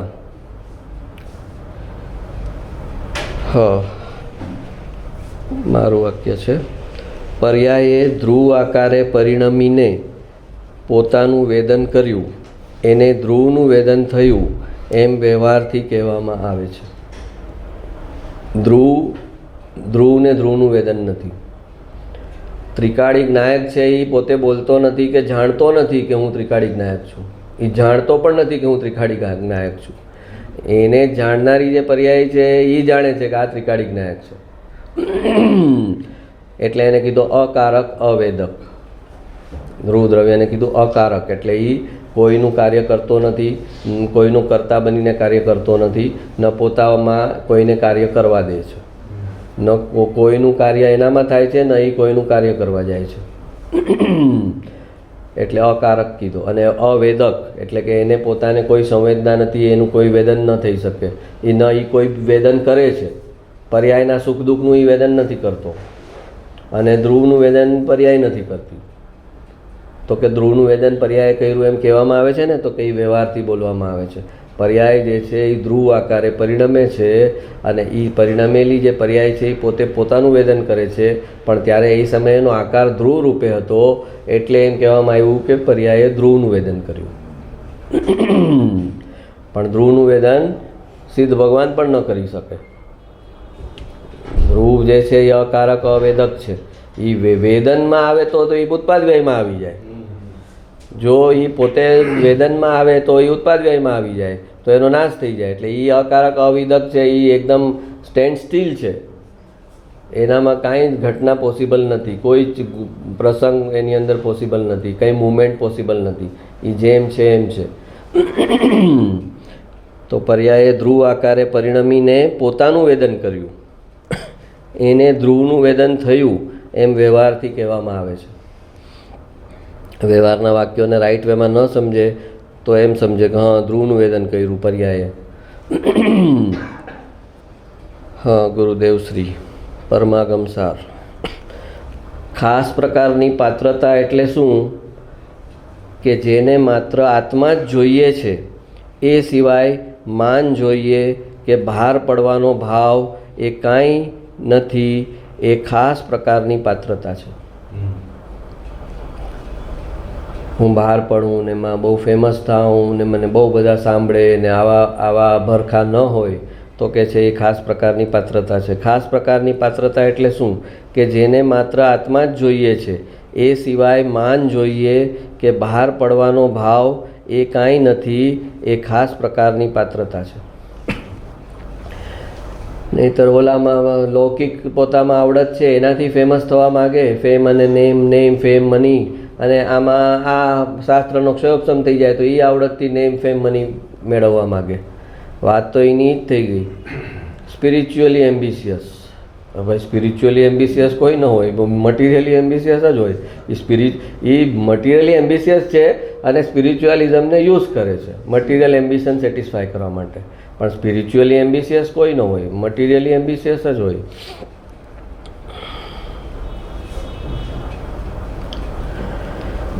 હા, વિતરાગ વાણી મારું વાક્ય છે. વિતરાગ વાણી જેના કાને પડી એ પુણ્યમાં શ્રેષ્ઠ છે. વિતરાગ વાણી જેના કાને પડી એ પુણ્યમાં શ્રેષ્ઠ છે. અમારે તો પુણ્યના હિસાબ બધાને ચૂકવવાના છે. જેના પુણ્યના હિસાબ હશે એ અમારી સામે રહેશે, અને જેના પુણ્યના હિસાબ નીચે જશે એ અમારી સામેથી વયા જશે.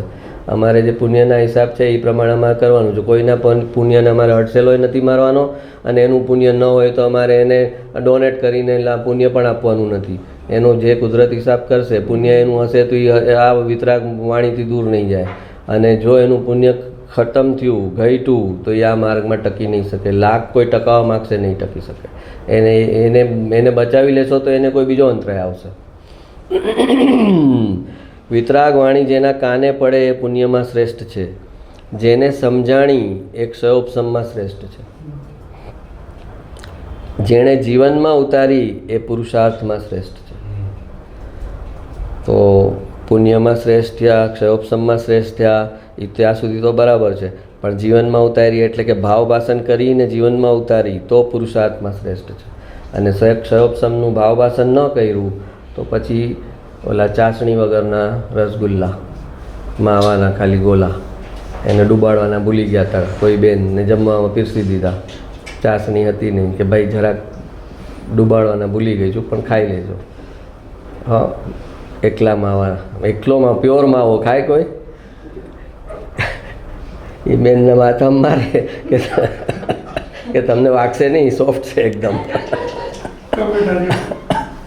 એટલે ક્ષયોપસમની કિંમત ભાવવાસન થઈ જાય તો ક્ષયોપશમની કિંમત છે. કેમ કે ક્ષયોપશમ હતો તો ભાવવાસન થયો ને. વાત એને પહેલાં બુદ્ધિમાં પકડાણી હતી તો પછી એના ભાવમાં ગઈ ને. પણ ક્ષયોપશમથી આગળ ન વધે વાત અને એને જ ફાઇનલ સમજી લે તો પછી ક્ષયોપશમ એને દુર્ગતિમાં લઈ જાય, એને હાનિકારક. કેમ કે એ જો ભાવવાસન નહીં થાય તો એ ક્ષયોપશમમાં એને ગર્વ થયા વગર રહેશે નહીં. એનાથી નેમ ફેમ મની પ્રાપ્ત કરવું એવી લાલસા થયા વગર રહેશે નહીં. કેમ કે ભાવવાસન થશે તો પછી એને આત્માનું નિરાકુરતા, આત્માનું સુખ, આત્માનો આનંદ એ બધું આવતું જશે. તો પછી એને બહારથી કોઈ શું આપે છે શું નહીં ગૌણ થઈ જશે. પણ એને જો ભાવવાસન નહીં થાય, ક્ષયોપશમ હશે તો ક્ષયોપશમવાળાને થશે જ કે આ મારી કદર તો કોઈ કરે તો મને બહારથી કંઈક મળે તો મારો ક્ષયોપશમ વહેલી થાય. એટલે જે પંડિત હશે એ બહારથી એને કંઈક મળશે ત્યારે જ એને સંતોષ થશે કે હા મારી કદર કરી. અને અહીંયા આગળ જેને ભાવવાસન છે એને કોઈ કદર કરે તો ઠીક છે, કોઈ કદર ન કરે તો ઠીક છે. મને તો મારું મળી જ રહ્યું છે અંદર, હું તો મારો ગોળ ખાઈ જ રહ્યો છું મીઠો મીઠો. હવે કોઈ મને એની કદર કરે ન કરે એની યારે શું નિસ્બત છે? મને મારા ગોળનો સ્વાદ આવી રહ્યો છે ને, વાત પૂરી થઈ ગઈ. વિતરાગ વાણી જેના કાને પડે એ પુણ્યમાં શ્રેષ્ઠ છે. જેને સમજાણી એ ક્ષયોપશમમાં શ્રેષ્ઠ છે. જેણે જીવનમાં ઉતારી એ પુરુષાર્થમાં શ્રેષ્ઠ છે. એટલે ઓલું વાક્ય છે ને ગુરુદેવનું, એટલો પુણ્યહીન થઈશ નહીં કે તત્વની વાત સાંભળવા ન મળે, એટલો ક્ષયોપશમહીન થઈશ નહીં કે તત્વની વાત સમજાય નહીં, અને એટલો પુરુષાર્થહીન થઈશ નહીં કે તત્વ પરિણમે નહીં. આ જ ચીજને જરાક બીજા એંગલથી લખી છે.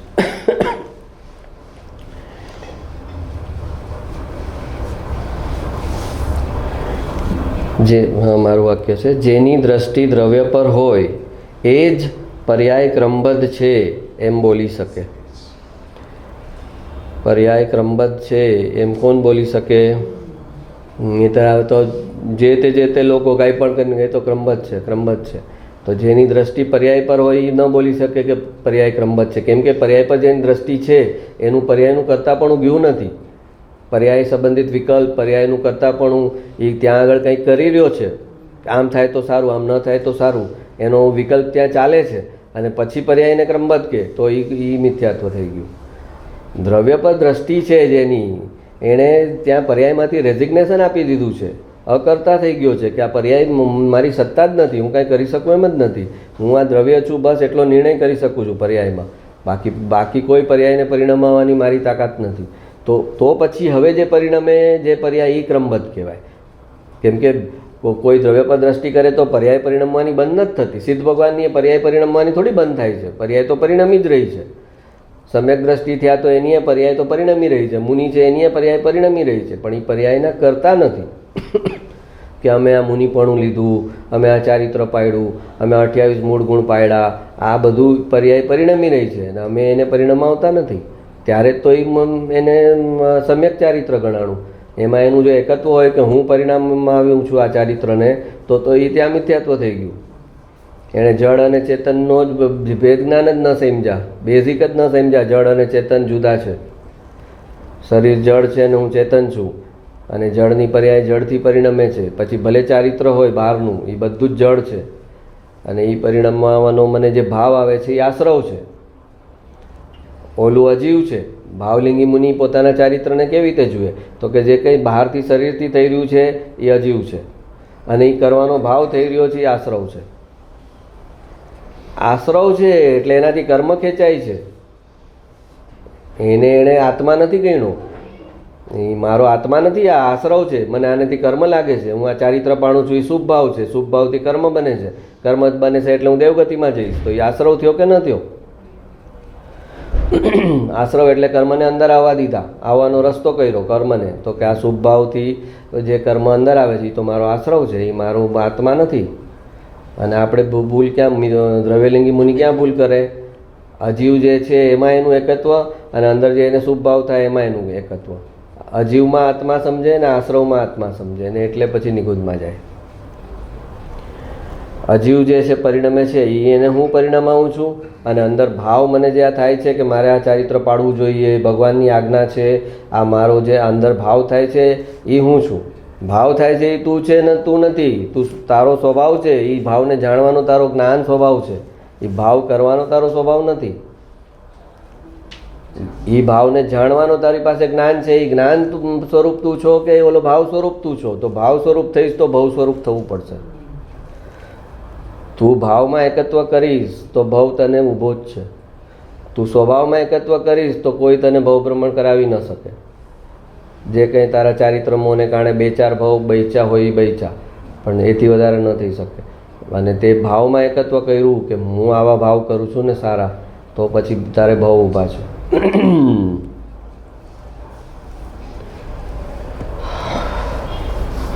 જેની દ્રષ્ટિ દ્રવ્ય પર હોય એ જ બોલી શકે કે પર્યાય ક્રમબદ્ધ છે. નહીં તો કોઈનું કંઈક બુરું કરી આવે, કોઈને અહિત કરી આવે, કોઈને દુઃખ પહોંચાડી દે ને કે ક્રમબદ્ધ છે, કોઈનું હિંસા કરી આવે ને કે ક્રમબદ્ધ છે, કાંદા બટેટા લસણ ખાય ને કે એ તો જે જીવ મરવાના હતા એના ક્રમમાં છે, એના આયુષ્ય કર્મ પૂરું થયું એટલે મરી ગયા, એમાં હું એને કેવી રીતે મારી શકું? તો એમ તો મુનિ નથી બોલતા 7મા ગુણસ્થાનના કે હું પડખું ફરું, હું તો ધ્રુવ દ્રવ્ય છું, હું રાતના પડખું ફરે તો મારું શરીર ફરે છે, તો એમાં કોઈ મચ્છર કે જીવ મરી જાય તો એમાં મને શું કામ? એ એક પડખે સૂઈ રહે છે. તો શરીરમાં એકત્વ નથી, શરીરમાં એકત્વ નથી અને ધ્રુવમાં એકત્વ છે, છતાં શરીરમાં બરાબર સાવધાની કરશે. જેને ધ્રુવમાં એકત્વ થાય એની શરીરમાં પૂરી સાવધાની આવે. અહીંયા એમ નથી ધ્રુવમાં એકત્વ છે એટલે શરીરમાં લાપરવાહી, એમ નથી, ઉલટું છે. શરીર જેટલું ધ્રુવમાં એકત્વ થાય એટલી શરીરમાં સાવધાની આવશે, એના રાગ દ્વેષમાં સાવધાની આવશે, એના વાણીમાં સાવધાની આવશે, એના વિચારમાં સાવધાની આવશે, એના ભાવમાં સાવધાની આવશે. ધ્રુવમાં એકત્વ થશે તો જેની દ્રષ્ટિ દ્રવ્ય પર હોય એ જ પર્યાય ક્રમબદ્ધ છે એમ બોલી શકે. કેમ કે દ્રષ્ટિ દ્રવ્ય પર આવી ગઈ એટલે હવે એણે પર્યાયમાં એ કોઈ પણ પ્રકારે એને કરવાનો ભાવ ન રહ્યો. તમે નદીના કિનારે ઊભા છો ને ઓલું લાકડું જે છે એ એના વહેણમાં વહી રહ્યું છે, તો તમે કહી શકો કે ભાઈ આ પાણી તો, આ લાકડું તો આ પાણીના વહેણને કારણે જઈ રહ્યું છે, હું કાંઈ નથી કરતો, હું તો કિનારે ઊભીને જોઉં છું ખાલી, મારે કારણે અહીં લાકડું નથી જતું, એ પાણીનો વહેણ જેમ આવે છે એ પ્રમાણે જાય છે અને હું તો કિનારે છું. તો એવી રીતે તમે અકર્તાની ભૂમિ પર આવીને ઊભા રહી જાઓ અને પછી જે કુદરતનો ક્રમનો પ્રવાહ છે એ પ્રવાહમાં પર્યાય પરિણમી રહી છે, ત્યારે તમે કહી શકો કે હું તો અકર્તાની ભૂમિ પર છું, હવે આ જે પર્યાય પરિણમે છે એ કુદરતનો ક્રમ છે એ પ્રમાણે એ પરિણમે છે, મારું એમાં કાંઈ જ નથી કરતો, હું એને રોકતો પણ નથી અને હું એને કરતો પણ નથી, હું ખાલી એને જોઉં છું, હું એનો જ્ઞાતા દ્રષ્ટા છું.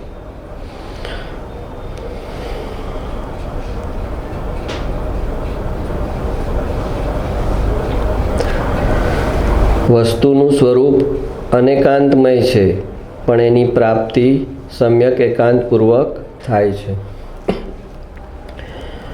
વસ્તુનું સ્વરૂપ કેવું છે? દ્રવ્ય ગુણ પર્યાય. દ્રવ્ય ગુણ પર્યાય ત્રણેય આવે એટલે દ્રવ્ય અને પર્યાય બંને આવી જાય તો એને કહેવાય અનેકાંત. તો વસ્તુનું સ્વરૂપ કેવું છે? તો કે અનેકાંતમય છે. એમાં વસ્તુમાં દ્રવ્ય પણ છે અને પર્યાય પણ છે, એ જોડકું છે, દ્રવ્ય પર્યાયનું જોડકા રૂપે વસ્તુ છે એટલે એ અનેકાંત છે. એ દ્રવ્ય છે અને પર્યાય નથી, પર્યાય છે અને દ્રવ્ય નથી એમ નથી, બંને છે, બંનેની હા પાડવી એક સાથે એ અનેકાંત.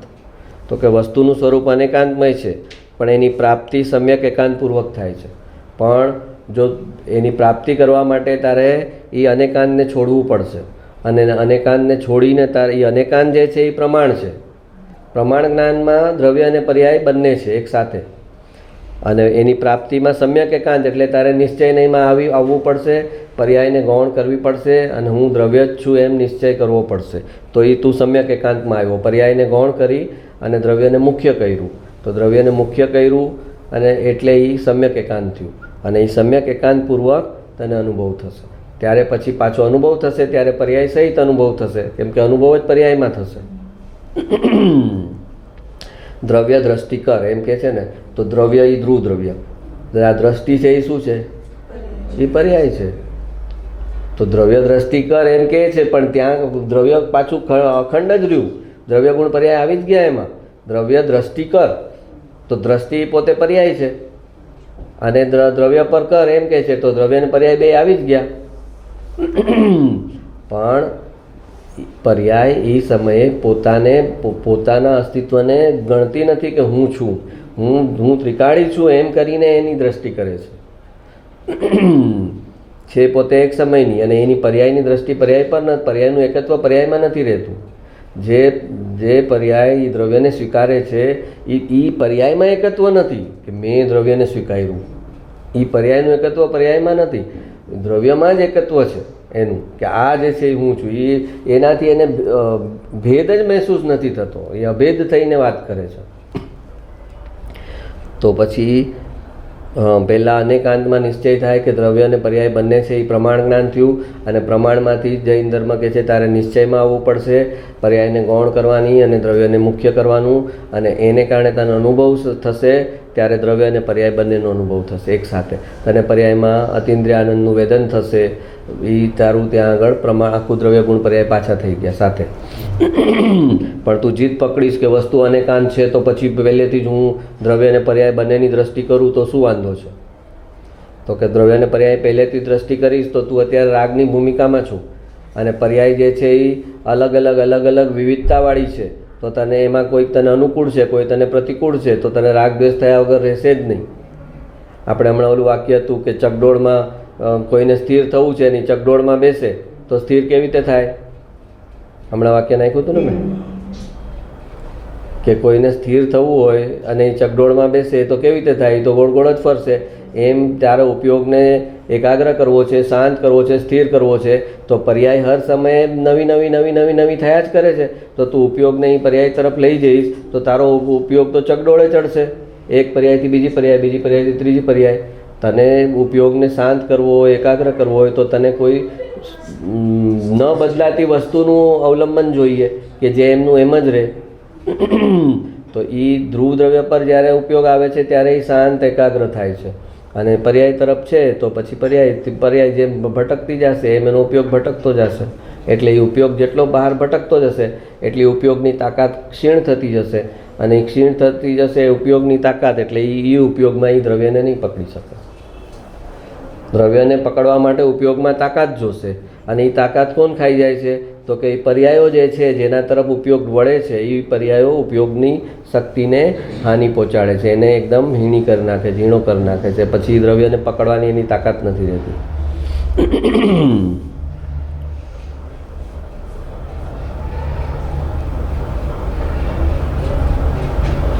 ઇન્દ્રિય જ્ઞાનનો નિષેધ કરવાથી અતિન્દ્રિય જ્ઞાન ખુલે છે.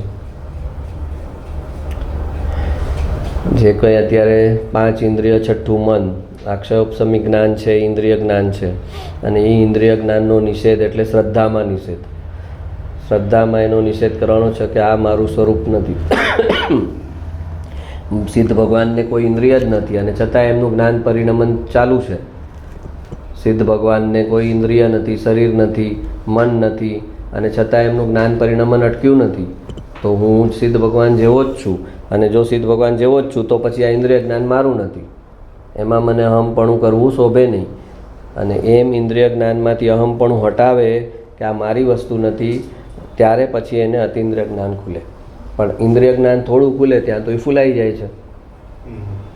ઇન્દ્રિય જ્ઞાન થોડું ખુલે, ક્ષયોપશમ થોડો વધે ત્યાં તો એ ફૂલાઈ જાય છે, ફૂલીને ફોલકો થઈ જાય છે. તો પછી એને અતિન્દ્રિય જ્ઞાન ક્યારે ખુલશે? ખુલશે જ નહીં. ઇન્દ્રિય અને ઇન્દ્રિય જ્ઞાનમાં એકત્વ એ નિગોદનું કારણ છે. ઇન્દ્રિય જ્ઞાનમાં એકત્વ કર્યું એનો મતલબ કે મને આ ઇન્દ્રિયો મળતી રહેશે, મળતી રહેવી જોઈએ. હું પોતાની ઇન્દ્રિયવાળો સ્વીકાર્યો તો મને આ ઇન્દ્રિય મળતી રહેવી જોઈએ, એમ એને કુદરતના કોમ્પ્યુટરમાં નાખ્યું. તો કે કુદરત કહે છે ઓકે 5 ઇન્દ્રિય, છઠ્ઠું મન, એટલું તને મળતું રહે તો એના માટેના લિમિટેડ ભાવ છે, પણ 48 ભાવ છે એ પૂરા કર ને પછી જા નિગોદમાં, પછી પાછો વારો આવે ત્યારે પાછો થશે રસ પર્યાયમાં પાછો 5 ઇન્દ્રિય, છઠ્ઠું મન, ત્યાં સુધી નિગોદમાં રહેવું પડશે. એટલે કીધું કે જેટલો ક્ષયોપશમ થાય, ઉઘાડ થાય, એની ખુશી ન હોવી જોઈએ. ઉઘાડની ખુશી અનુભવે તો પછી સાચું સમજો નથી. ઉઘાડની ખુશી ન હોવી જોઈએ. તારું જ્ઞાન તારા જ્ઞાયકને પકડે એટલું જ જ્ઞાન, બાકી બધું જ એક્સ્ટ્રા.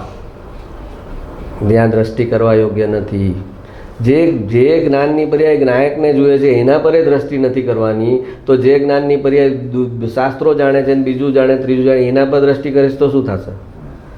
જ્ઞાનની પર્યાય જ્ઞાયકને જાણે એ જ્ઞાનની પર્યાયમાં એકત્વ કરવાનું નથી, એની દ્રષ્ટિ કરવાની નથી. સમ્યક દર્શન ને સમ્યક દર્શનનો આધાર નથી. આપણે કીધું હમણાં વાક્ય નાખ્યું હતું કે ધ્રુવ દ્રવ્યના અવલંબનથી સમ્યક દર્શન થાય છે અને ટકે છે, અને એ ધ્રુવ દ્રવ્યના આશ્રયથી સમ્યક દર્શન ટકે છે. સમ્યક દર્શનને સમ્યક દર્શનનો આધાર નથી. ત્યાં જે સમ્યક દર્શન અહીંયા થયું હોય એ જ સિલસિલા પર અનંતકાળ સુધી એ જ સમ્યક દર્શન રહેવાનું છે, એ નવું નથી થવાનું. અહીંયા જે સમ્યક દ્રષ્ટિ થયા, ગુરુદેવ સમ્યક દ્રષ્ટિ થયા, તો હવે એ સિલસિલા પર જ્યારે જશે ત્યારે પણ એ જ સમ્યક દર્શન લઈને જશે. એમાં કંઈ નવું નથી લઈ જવાના.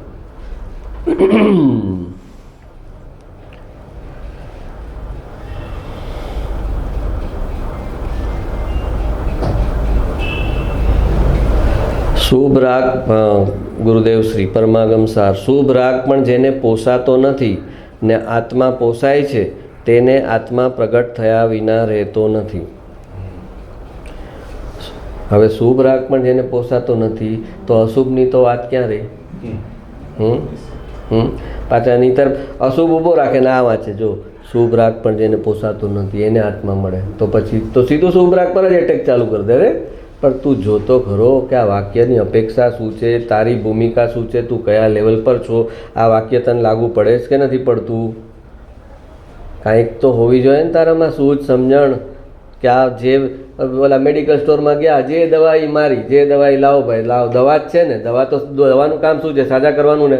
ઓલાને પૂછે આ બધી દવા સાજા કરવા માટે જ છે ને? તો કે હા, બધી જ દવા બીમારી દૂર કરવા માટેની જ છે. તો કે બસ, તો પછી હું ખાઉં તો શું વાંધો છે? તો એમ શાસ્ત્રમાં અનેક લોકો માટે, અનેક પ્રકારના જીવો માટે, જુદા જુદા લેવલના જીવો માટે અનેક પ્રકારે કથન આવે.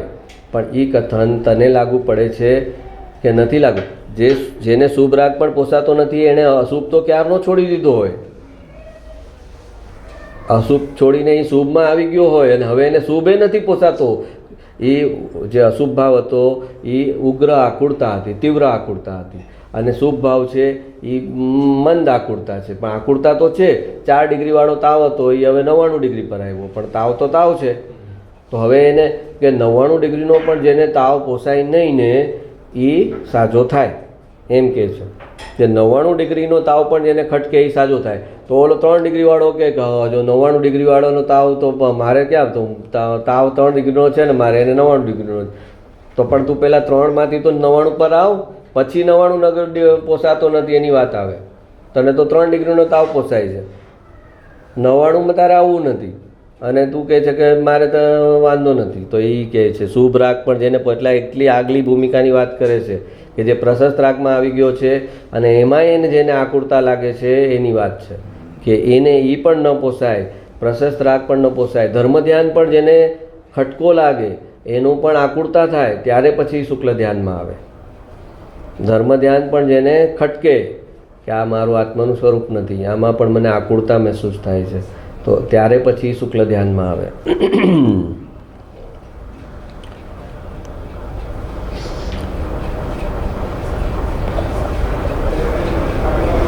શાસ્ત્રની વાતના બંધ બેસતા અર્થ ન કરાય.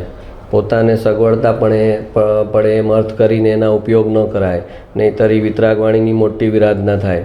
જેને ખબર જ નથી આ બોલે નહીં, પણ હવે અહીંયા ખબર હોય કે આ ક્રમબદ્ધ છે, તો એ જ્યાં નથી બોલવાનું ત્યાં બોલે ને એટલે એને 4 ગણા કર્મ બને. ઓલો જેને કાંઈ ખબર જ નથી કે આ ક્રમબદ્ધ શું, તો એને કાંઈ ન લાગે, અને આ ફેકમપટ્ટી કરે ને તો એમાં એને 4 ગણા કર્મ થઈ જાય. એટલે આ કૃપાળુદેવ જેવા કહેશે ભાઈ આને જ્ઞાન નહીં આપો, આ પાત્ર નથી ને આને જ્ઞાન નહીં આપો.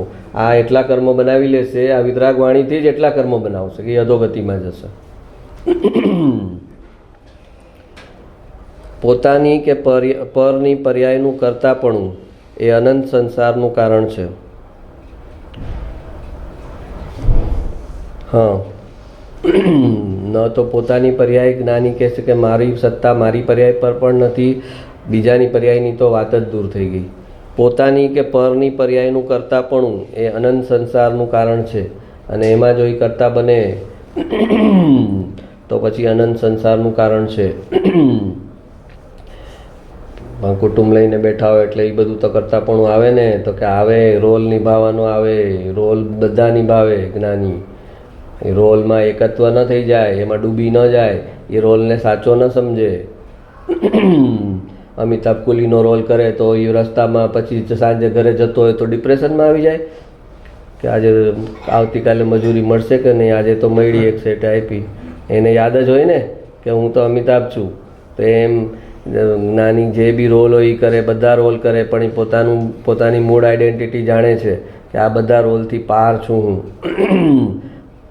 તો ન તો જે કૃપાળુએ કીધું કે એક ઘાસના તણખલાના 2 ટુકડા કરવાને અમે સક્ષમ નથી.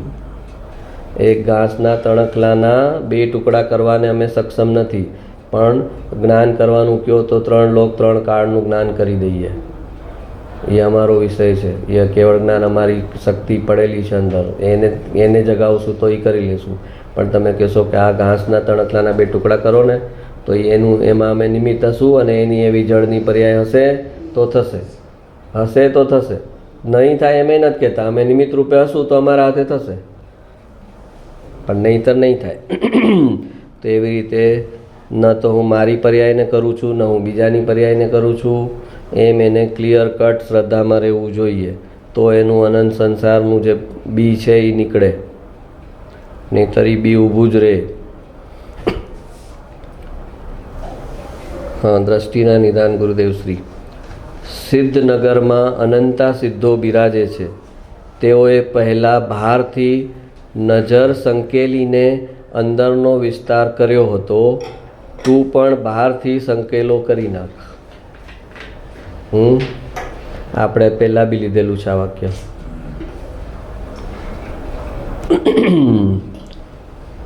સિદ્ધનગરમાં અનંતા સિદ્ધો બિરાજે છે. તેઓએ પહેલાં બહારથી નજર સંકેલીને અંદરનો વિસ્તાર કર્યો હતો. તું પણ બહારથી સંકેલો કરી નાખ. એના એ સંકેલો કરીને કરે ને તો એના ઘાસડા પોટલા આખા રૂમ ભરાય એટલા હોય કે અમે સંકેલો કર્યો. તો પણ સંકેલો કર્યા પછી આટલું બધું છે, તો વગર સંકોલે કેટલા હતા? તો કે વગર સંકોલે તો નતો સંકોચ કર્યો ત્યારે તો તમે જોયું હોત તો તમે ગાંડા થઈ જાત. અમારું આ તો અમે સંકેલી લીધું છે પછીનું છે. કે ભાઈ આ તો બહુ તકલીફવાળું છે, સંકેલી લીધા પછી આટલું છે. હા, હા, તેઓએ પહેલાં બહારથી નજર સંકેલીને અંદરનો વિસ્તાર કર્યો હતો. બહારથી નજર સંકેલી લીધી, બહારથી મને કાંઈ નહીં મળે, રેતી પીસવા જેવું થશે, બહારથી જે કરીશું મને કાંઈ જ નહીં મળે, જ્ઞાન નહીં મળે, સુખ નહીં મળે, મને કાંઈ નહીં મળે બહારથી. એમ બહારથી સંકેલી લીધું અને અંદર વિસ્તાર કર્યો, પોતાની અંદર પ્રસર્યા, પોતાની જાતમાં પ્રસરણ કર્યું, એની અંદર ચિંતન મનન અંદર ચાલુ કર્યું કે આ શું છે વસ્તુ, આ શું ચાલી રહ્યું છે, આ જગત કેવી રીતે ચાલી રહ્યું છે, આ બધું આટલા બધા જીવો, આ બધી કેવી વિચિત્ર ઘટનાઓ, આ બધું શું ચાલી રહ્યું છે, કેવા કોણ કર્મ છે ને ક્યાંથી આવે છે ને કોણ સજા આપે છે ને કોણ નવા બાંધે છે ને કોણ જૂના કપાવે છે, કાંઈ ખબર નથી પડતી. એના પર જરા વિચારો કે આ નવું શું, કે જેને જે બહાર દેખાય છે એ બધું નિર્જરા રૂપે છે, અને જે બંધ પડી રહ્યો છે એ તો કોઈને દેખાતો નથી. તને જે દેખાતો નથી ત્યાં બંધ છે, તને જે દેખાય છે એ નિર્જરા છે. એક ભાઈએ બીજા ભાઈને ગાળ આપી તો આપણે કહીએ એને ગાળ આપી, એ ગાળ નિર્જરા છે. હકીકતમાં એણે ગાળ આપી નિર્જરા છે, અને બંધ તો એના અભિપ્રાયમાં અત્યારે શું અભિપ્રાય વર્તે છે એના ઉપર છે, એનો બંધ તો અંદર છે. પણ આપણે તો ઓલું બહારનું જોઈને કહેશું. તો તું એમ જોવા જાય તો કે ચક્રવર્તી 6 ખંડનું રાજ્ય લડે છે તો એ નિર્જરા છે, એને ત્યાં લડે છે ને નિર્જરા છે. તો તું એને બહારથી જો તો કે આ તો નવા કર્મ બાંધે, રોજ નવા યુદ્ધ કરે તો નવા કર્મ તો બને ને, તો કે નવા કર્મ ન બને, એનો જૂનો હિસાબ સુલટાવી રહ્યા છે. આગલો ભવનો જે ભાવ હતો ચક્રવર્તી બનવાનો એને એ સુલટી રહ્યો છે. અત્યારે નવું એમાં કંઈ નાખતા નથી.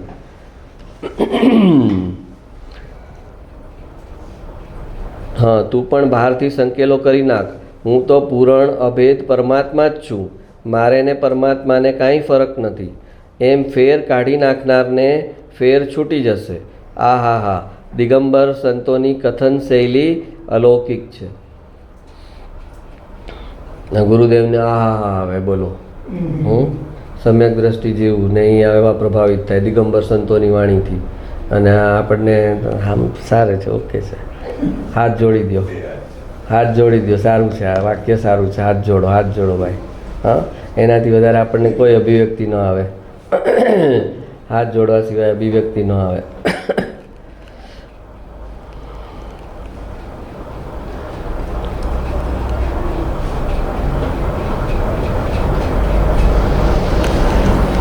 દ્રષ્ટિના નિદાન ગુરુદેવ શ્રી.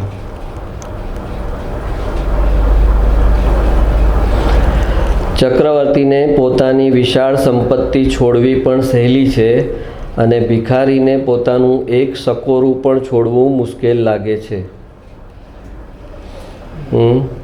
ચક્રવર્તીને પોતાની વિશાળ સંપત્તિ છોડવી પણ સહેલી છે અને ભિખારીને પોતાનું એક સકોરું પણ છોડવું મુશ્કેલ લાગે છે. આત્મ સ્વરૂપ સમજાય ત્યારે ચક્રવર્તીની સંપત્તિ અને સકોરું બંને સમાન પૂતગલો ભાસે છે. એટલે કે છે આસક્તિ એને ઉદયમાં શું છે, સંયોગ કેવા છે, એના પરથી એને નથી મપાતું, એના ઉદયથી નથી મપાતું. એના આશ્રવ એ ઉદય તો ઉદય છે, એમાં એને જોડાણ કર્યું છે કે નહીં, એના પર એને નવો બંધ પડશે કે નહીં પડે. ઉદયમાં એને 6 ખંડનું રાજ્ય હોય અને ઓલો રહેતો હોય ઝૂંપડામાં, અને છતાં એ ઝૂંપડામાં પ્રતિક્ષણ જે કર્મ બાંધતો હોય ને ઓલો પ્રતિક્ષણ છૂટી રહ્યો હોય 6 ખંડનું રાજ્ય કરીને. તો ઉદયમાં શું સંયોગ છે એની સાથે નથી મતલબ. પરિગ્રહ ઉદયમાં કેટલો છે એની સાથે નિસ્બત નથી, અને પરિગ્રહ કેટલો ઓછો છે પણ એ ઓછામાં એની પૂરી આસક્તિ છે. એનો એક જ ફ્લેટ છે ને એમાં એની આસક્તિ છે પૂરેપૂરી, ને ઓલાને 4 બંગલા છે ને એમાં એની આસક્તિ નથી. તો બહારથી એને સંયોગમાં બહાર કેટલા પૂતગલોનો સંયોગ થયો છે એનાથી એના કર્મનું માપ ન નીકળે. એના કર્મનું માપ એના ભાવમાં, અભિપ્રાયમાં શું પડેલું છે, એની સાથે એ કેવું જોડાણ બનાવે છે, એના પ્રત્યેની દ્રષ્ટિ કેવી છે. એ જળને જળ રૂપે જ જુએ છે, ગમે એટલું ઉત્કૃષ્ટ એ જળ છે, અને મારો એની સાથે સંબંધ ખાલી જ્ઞાતા જ્ઞેય દ્રષ્ટિ સંબંધ છે. એ જ્ઞેય છે ને હું જ્ઞાતા છું. મહેલ છે તો એ એમાં એ જ્ઞેય છે ને હું જ્ઞાતા છું, અને ઝૂંપડી છે તો એ જ્ઞેય છે ને હું જ્ઞાતા છું. એમ જ્ઞાનીને જે પણ છે એની સાથે જ્ઞેય જ્ઞાતા દ્રષ્ટિ સંબંધ છે. બસ એ અમારી દ્રષ્ટિમાં જ્ઞેય તરીકે છે, પણ અમારે એ જ્ઞેય, અમારો જ્ઞાયક કોઈ પણ જ્ઞેયથી પ્રભાવિત થતો નથી. અપ્રભાવિત જ્ઞાયક કીધું ને, એમાં એક તો આ જેમ આપણે કીધું કે કર્મથી, ગતિથી, તો જ્ઞેયથી પણ પ્રભાવિત નથી થતો, એ જ્ઞાયક છે. તમે જ્ઞેયથી પ્રભાવિત થયા, કોઈ પણ જ્ઞેયથી પ્રભાવિત થયા એટલે તમે કેવળ જ્ઞાન તમારામાંથી એટલું દૂર થઈ ગયું. તમે કેવળ જ્ઞાનને આવરણવાળું, કેવળ જ્ઞાનાવર્ણ્ય કર્મ બનાવ્યું. તમે જ્ઞેયથી પ્રભાવિત થયા. કેવળ જ્ઞાનમાં ભગવાન બધું જ જાણે છે ને એની કાંઈ જ અસર નથી. આ સારું, આ ખરાબ, આ વયું જાય તો સારું, આ રહે તો કાંઈ જ નથી એને. અને તમે જેવું કીધું કોઈ પણ જ્ઞેયની તમારા પર અસર પડી એટલે તમારે કેવળ જ્ઞાનાવર્ણ્ય કર્મ બની ગયું. તમે અપ્રભાવિત ન રહ્યા, અને તમે જેટલા જ્ઞેયથી અપ્રભાવિત રહ્યો એટલે તમે ટીપે ટીપે ટીપે કેવળ જ્ઞાન જમા કરી રહ્યા છો.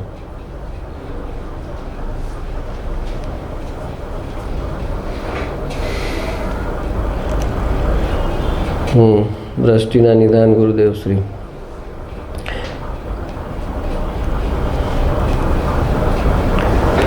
જેના જન્મ મરણની ગાંઠ ગળી નથી એણે જીવનમાં કાંઈ જ કર્યું નથી, અને જેણે ગૃહસ્થ આશ્રમમાં પણ જન્મ મરણની ગાંઠ ગાળી નાખી એણે બધું કરી લીધું છે.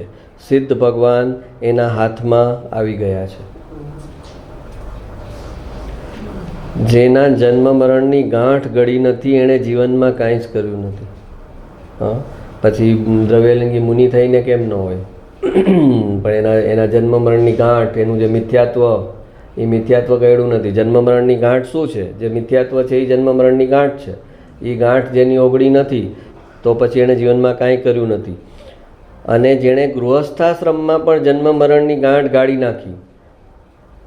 કૃપાળુદેવ ગૃહસ્થાશ્રમમાં જ હતા ને, પણ જન્મ મરણની ગાંઠ ના ગાળી નાખી હતી. નતા મુનિનું ચારિત્ર નહોતું, પણ જે જન્મ મરણની ગાંઠ હતી ગાળી નાખી હતી. અને જેણે ગૃહસ્થાશ્રમમાં પણ જન્મ મરણની ગાંઠ ગાળી નાખી એણે બધું કરી લીધું છે.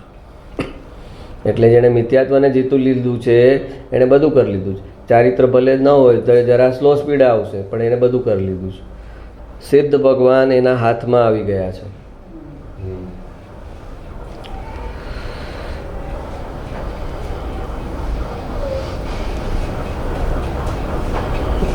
દ્રષ્ટિના નિદાન.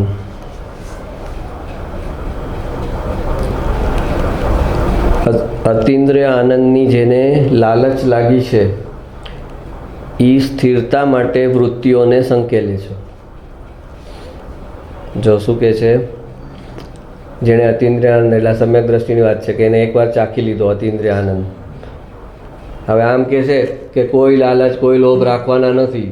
હા, તો અહીંયા તો લાલચના જ વખાણ કરે છે આખા મેસેજમાં. તો તું ક્યાં શું સમજીશ નહીં ને તો આખા બધા ગોટાળા થઈ જશે. તો લાલચ રાખવું તો ખરાબ કહેવાય ને. હા, લાલચ તો ખરાબ કહેવાય. આમ પૂછે કોઈ કે લાલચ રાખવી સારી કે ખરાબ, તો કે ખરાબ. તો કે અહીંયા તો ગુરુદેવ લાલચને સારી કહે છે. તો આને કેમ સમજવાનું? તો કે અતિન્દ્રિય આનંદની જેને લાલચ લાગી છે એ સ્થિરતા માટે વૃત્તિઓને સંકેલે છે. એને અતિન્દ્રિય લાલચ લાગી છે એટલે એની અભિપ્સા, એના વગર એને એટલું સૂનું સૂનું લાગે છે, એની સામે એને બીજા બધા ભોગ તુચ્છ લાગે છે, તો એના તરફ જ એને જવું છે. એ લાલચ એટલે એ આત્મા તરફ જવાનું જે ખેંચાણ છે એને અહીંયા લાલચ કહે છે. અતિન્દ્રિય આનંદની જેને લાલચ લાગી છે એ સ્થિરતા માટે વૃત્તિઓને સંકેલે છે.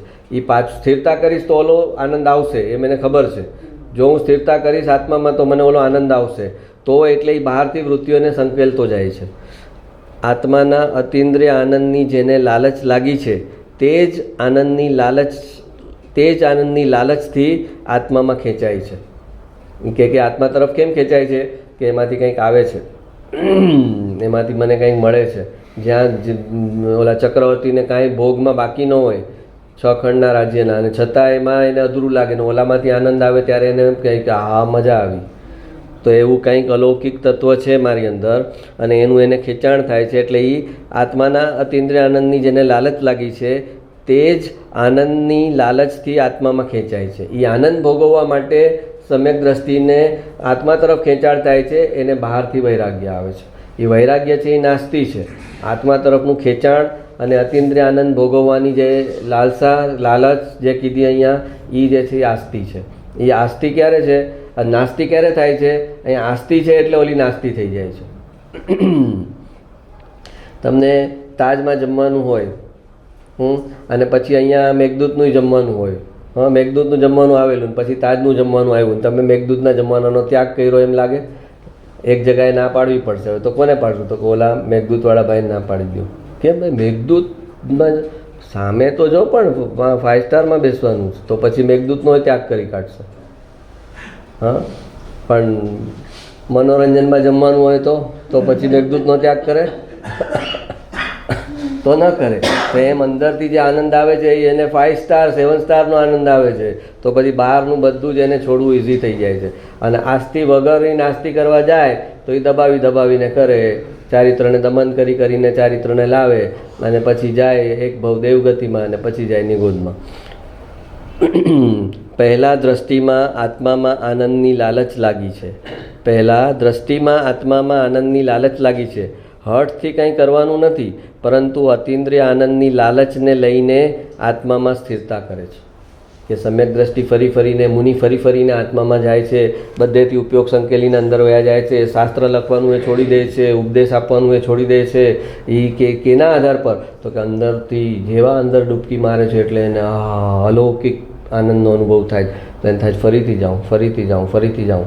અને એ જે ફરીથી જવાનો અંદર ભાવ છે એ બહાર છૂટતું જાય છે. એને દુનિયા ત્યાગ કહે છે. જ્ઞાનીને એ ત્યાગ લાગતો જ નથી. જે નિરર્થક વસ્તુ થઈ ગઈ, જે તુચ્છ થઈ ગઈ, એનો ત્યાગ કેવો?